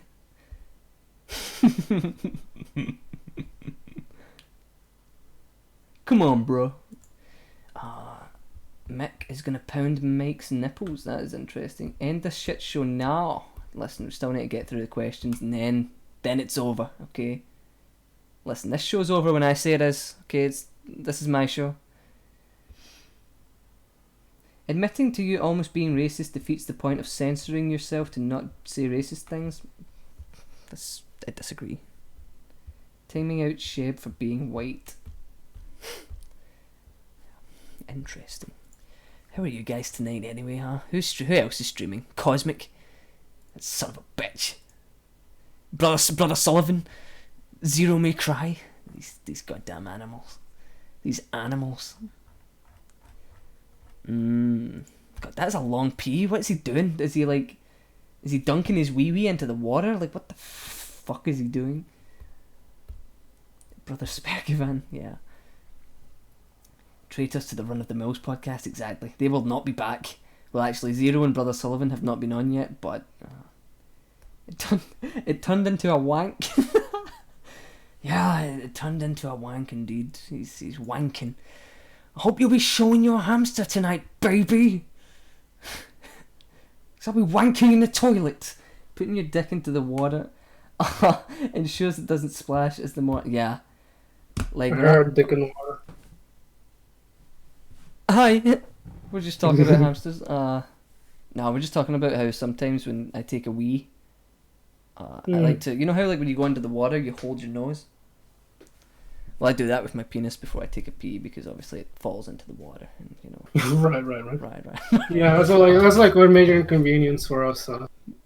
Yeah, Sometimes balls dip hard into the toilet water. And, having huge testicles is such a pain in the ass. yeah. So, fortunately. Especially if it's not your testicles. It's someone else's. Interesting.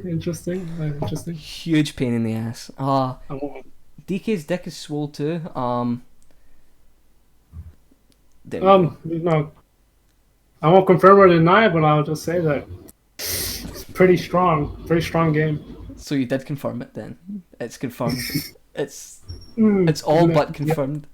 I think swole is an understatement, but I think mine is just swollen from the hip. So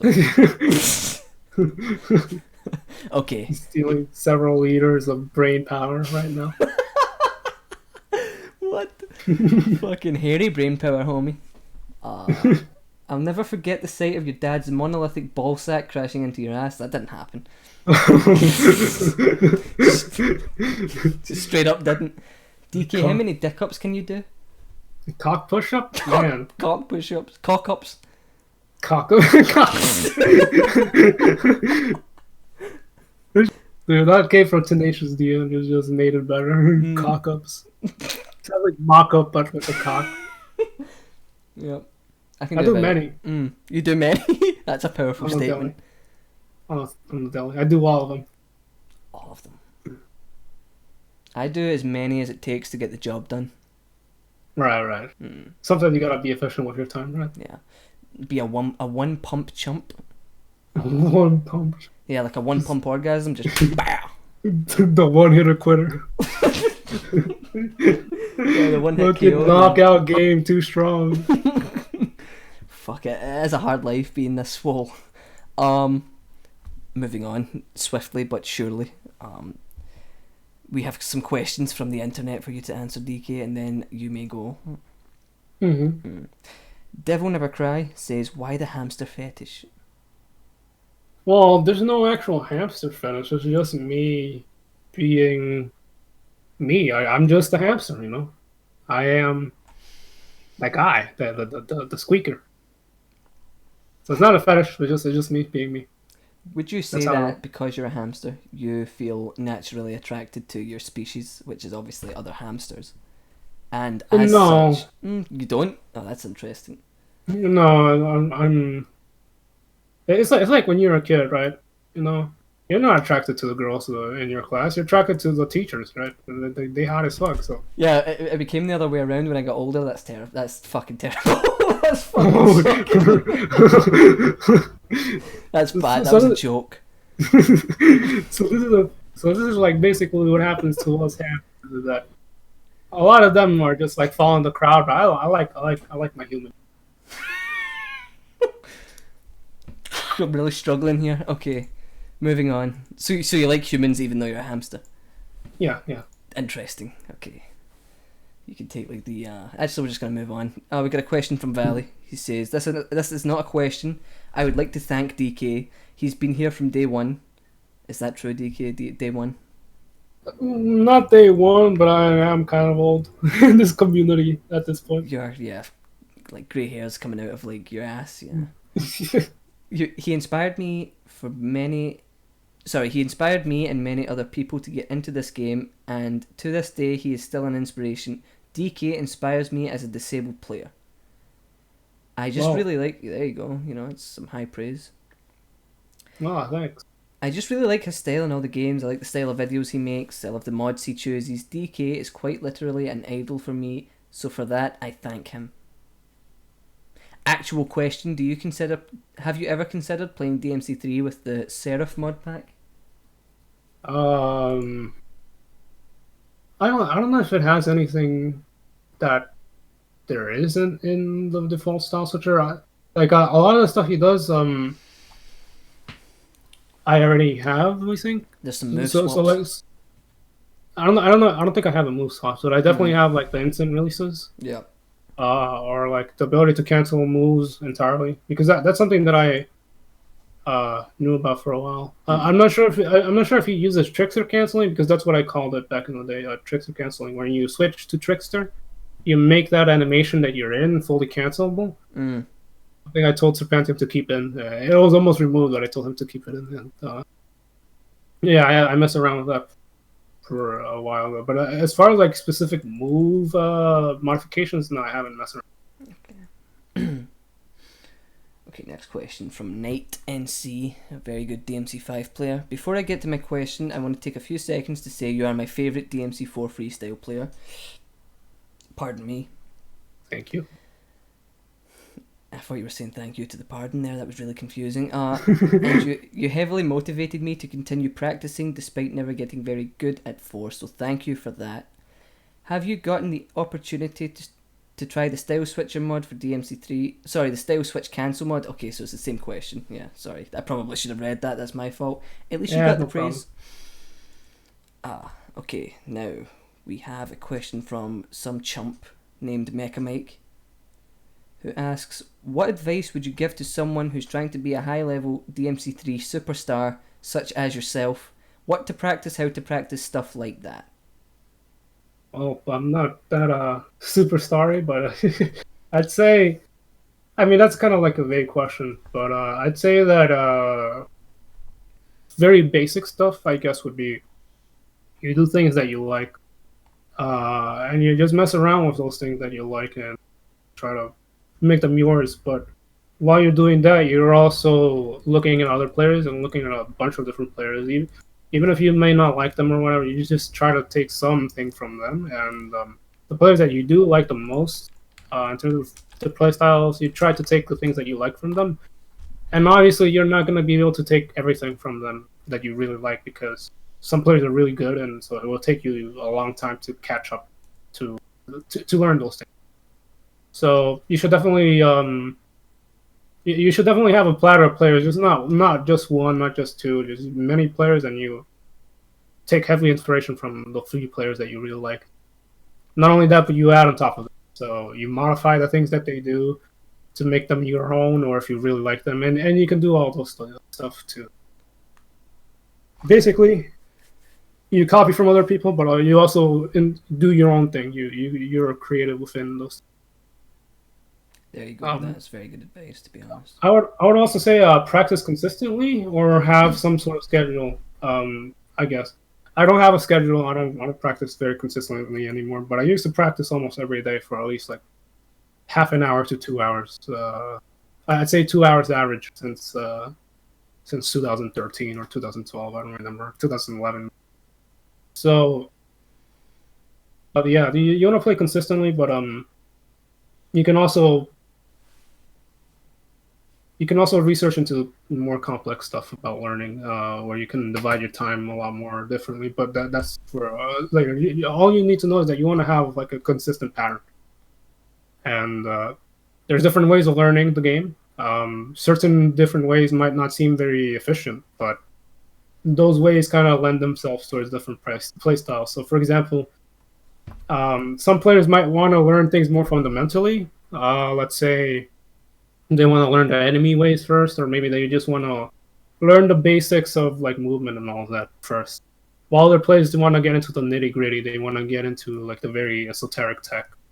And while I think that focusing on the fundamentals first is probably the best in terms of like quickly learning things and having it add up in the long term, taking other approaches might help you with different styles. Like there are many different players who didn't do it the efficient way, let's say, but they ended up doing a bunch of really cool and interesting like niche stuff. So, but I do recommend that practice consistently, and that should be enough. And expand your palette. Yeah. That's all I have to add on to that, because you pretty much fucking nailed it. It's really good advice. Okay, I got another question here. What made DK achieve Swole? Well, I just breathe. I just exist, you know. I did not achieve swole. I am swole. I'm not like buff. I am the physical manifestation of buff. Yeah, when I say I go to the gym to get swole, I don't say that shit. I say I go to the gym to get DK. Yeah, basically. And people ask, Donkey Kong? Say, get the fuck out of here. Fucking delusionary killer, idiot. I can't see DK as swole because of his Peter Griffin avatars. Jesus. Yeah, that was a phase of mine where I was just like thinking I should probably hide the swollenness because I don't want to intimidate people. I want to be like more relatable to you guys, but ultimately I just kind of have to be myself, and one of the ways I do that is show my pure hamster power. So humble. Yeah, It's beautiful. humility is one of my strongest points when it comes to Yeah. Yeah, good stuff. humility is swole. Yeah, good stuff. Got a real question from Yakuza Shibe, however the fuck you say that word. If there was any game in the world that could get a top tier remake like Resident Evil 2, what would it be for you, at least? What would it be? Wait, can you repeat that question? If there was to be any game in the world that got a really good remake, such as Resident Evil 2, what would you pick? You're gonna have to repeat that because you cut off. Okay, I'm gonna send it to you. There you go. I sent in a very exclusive DM. More that you can get a top tier remake, like excluding Ape Escape. I like how that was like a specific thing. Yeah. Top tier remake. That's a hard one. Unfortunately I don't play many games, so I'm not very knowledgeable. So I'm trying to think of like if it were Devil May Cry, right? I'd pick DMC3. But I'm trying to think of another game that I would really like to see. I'm not sure. Like a lot of the games that were really nice aesthetically back then are still nice now. Like I thought about Silent Hill for a split second, but I think that a lot of the uniqueness and the beauty of that game will be lost if. Oh, GTA San Andreas. Yeah, why the fuck not? Yeah, definitely. Yeah. Okay, so got a question here from some nobody named DH Malice. Oh no. So you know it's going to be a totally serious question. Yeah. DK, when are you playing DMC2? You don't even have to answer that. Okay, you don't. We can just. Bruh. I've considered it, but you know, that's gonna be in the far back burner. I did tell him who it was. I said it was some nobody named DH Malice. Jesus Christ. Yeah. Fucking loser. Tell him again. I did. Yeah. Don't worry, DH. I know you're mad. He is so mad. Okay. Dark harmonica. Imagine like basing your entire fucking gimmick over okay. That's fucking loser. You know. I actually brought that though. You brought it. I created it. Contrary Ooh. to belief, I was like, okay. This is getting juicy. This is getting juicy, homie. DH can confirm. I'm just gonna wait to see what he says here. You know. If he doesn't, he's fake news. He said, "Yeah, okay, what a pussy." Shat I himself. might consider playing DMC2. What The fuck? Who didn't know that? Stop acting as if that's common knowledge, bitch. Okay. Okay, moving on. Cosmic. Shout outs to that man. He is streaming right now. If you had to choose any DMC game to speedrun, which one would it be and why? Of course, that's the fucking question. I actually read this earlier and I didn't know which one. I'd say it would be either DMC3 or 2. DMC3 or 4. And if I were good at Rogar, DMC3 would be so fun because there's so much like you're doing things all the time. Like a lot of the things that you're doing is execution. And that's what I like about the games, and so I like that. And it seems like you're always Rogaring something, you're always trying to do some insane shit. And that's why I like DMC3 speedruns. It's not so like reliant on cheese. DMC4 relies more on cheese, like real impact being used over and over again with Dante. But on the other hand, it has a lot of like interesting skips and like a lot of unique sort of movement and approaches. Especially with Nero, sometimes Nero can have different ways to take a room full of enemies pretty nicely. But yeah, I'd say maybe DMC 3 more than 4. Okay. Moving on. Is DK really swole? If so, who is the most small between you, him, and Devil Never Cry? I would say that obviously me and DNC are pretty fucking buff, but we are only mortals at the end of the day. Yeah. Obviously DK has ascended to a new form. A new form of being. Raw roll. Got the trembolone on deck. Fuck. I don't recommend the use of drugs, by the way. Neither do I, but you know, if it turns you into a fucking hamster, then clearly it's working. Okay, the actual question is: given Capcom's lack of support from DMC5 post-launch compared to the other games that they have, do you feel that 5 will be forgotten quicker than its previous games? I don't think so, to be honest. Yeah, I don't think so either. Like, I think that DMC5 made a huge sort of impact on how... Because, like, it was talked about pretty well, and I think that DMC5, for all of its flaws that I have with it, is a pretty well-made game. Like, there's so much little things and little attention to details that they have, from, like, the taunts to... they're just, like, there's, like, a lot of attention to detail with the game, that even if you play it somewhat casually, there's so much to explore. And so... I don't think the DLC will change that. I think it would definitely make it more fresh and it would attract more attention for a longer period of time. But I don't think it would be forgotten as easily. I'm not sure though. But I don't think it would make it that. Yeah, 100%. We've got a question here from Dio Esther. It says, because everyone skips this one, are you happy? Nah, this shit is whack. This world sucks. My muscles. I invite you on my show, and it's just honestly, just you pull down your pants, take a huge swole dump on my head. That's what. Wait, hold on. Did you say you're unhappy because you're swole?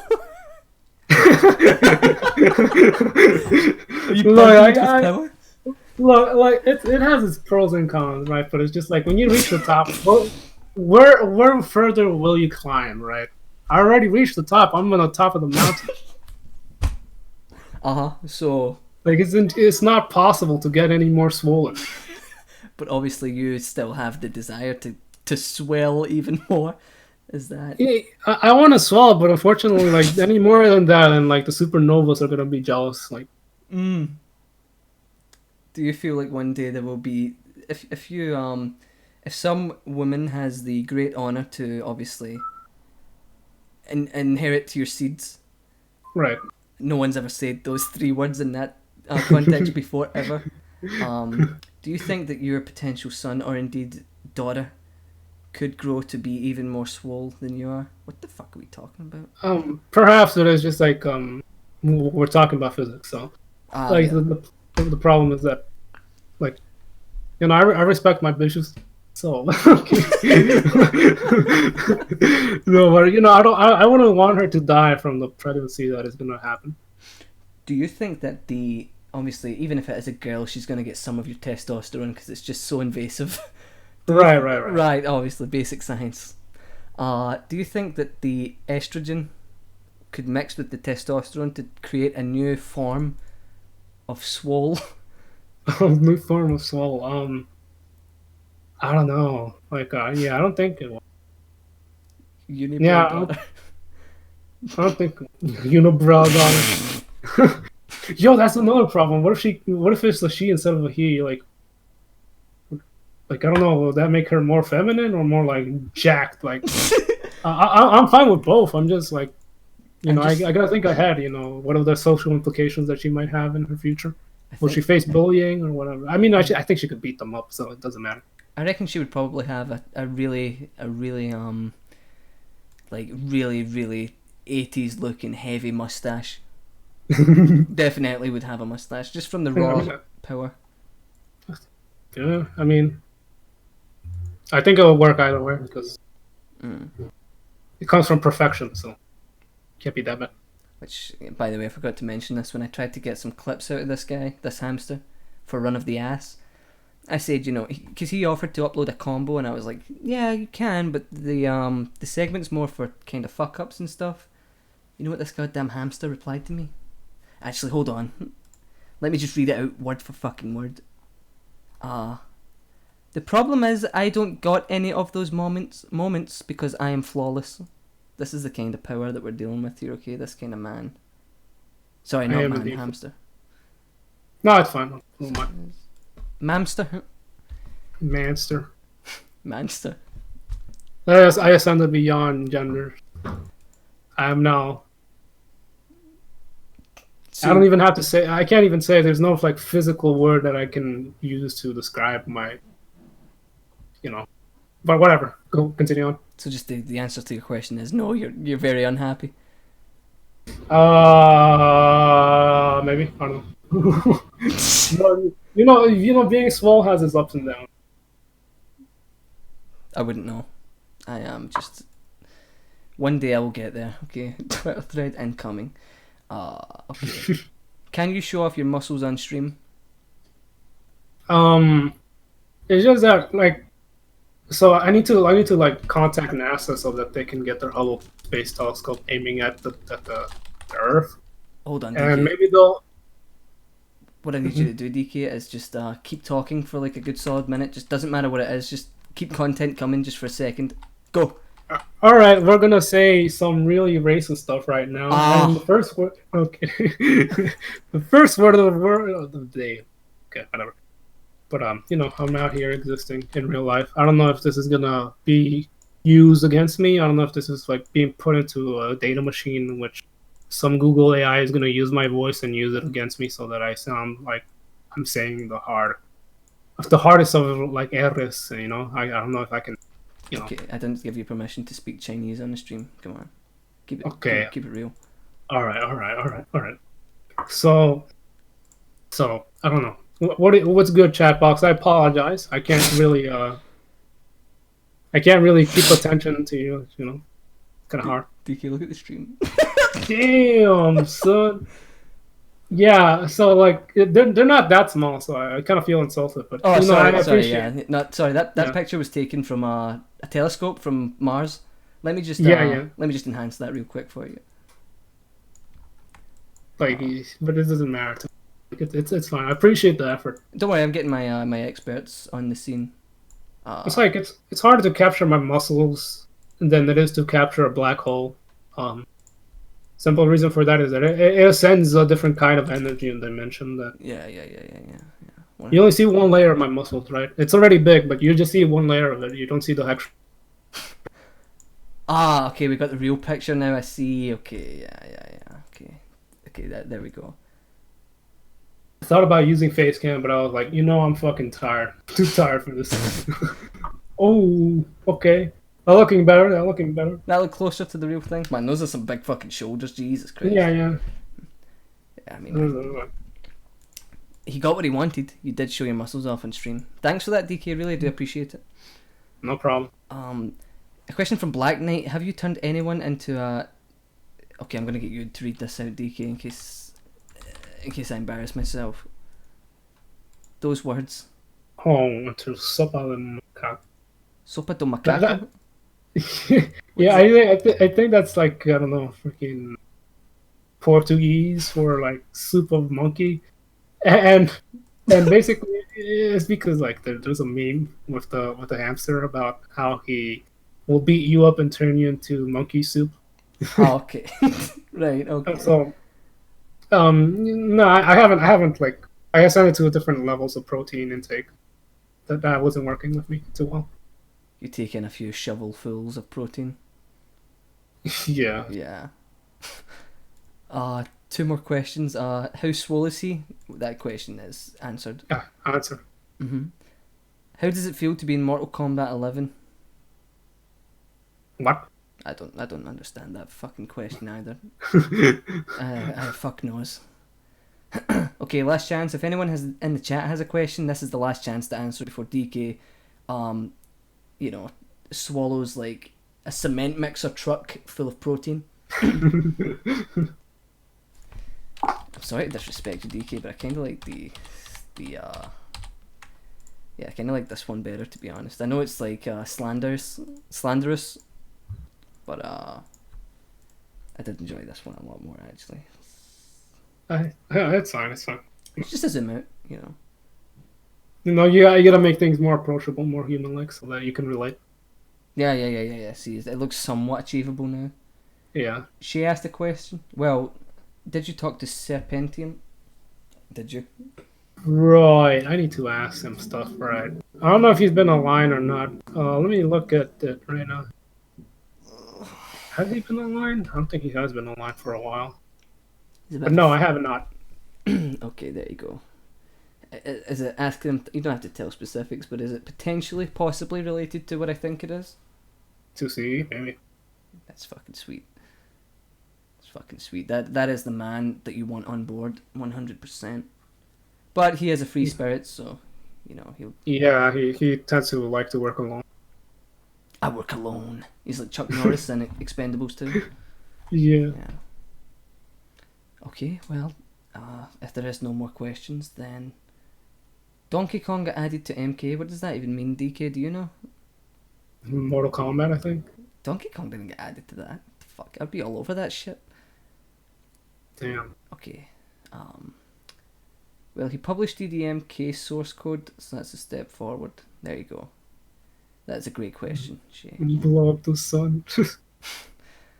DK, can you blow up the sun? Can we I can't, but I choose not to. Yeah, you could just pop it like a pimple. When will DK try the peanut butter burger? Shut up, Zero. You took Malice, you took Bash. How many people do you need to take before you kind of like awful? You know, I've kind of contemplated it. Kinda. You don't count it. It's a sin. Don't think It about is a sin. Yeah. Come before the altar and confess. Where did the muscles come from? Just blood, sweat, and gains, Neil. What the fuck do you think? That's me when I haven't worked out for like a century.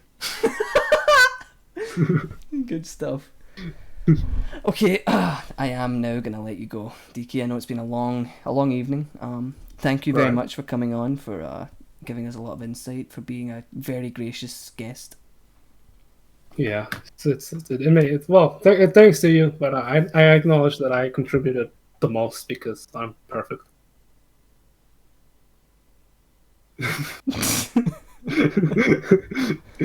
So my apologies to chat. I wasn't reading chat very well because your boy isn't the best at multitasking. No, me neither. Yeah, it's why I largely avoid it, because I would just go off into a completely different world. Do you want to suggest an ending song? I do this thing where suggest like an outro song, royalty free, because obviously royalty free. Yeah, because we don't have the money to pay off fucking like all sorts of lawyers and stuff. You know, we spent most of the budget on the pod box. So let me see if I can find something, because if I can't, shoot.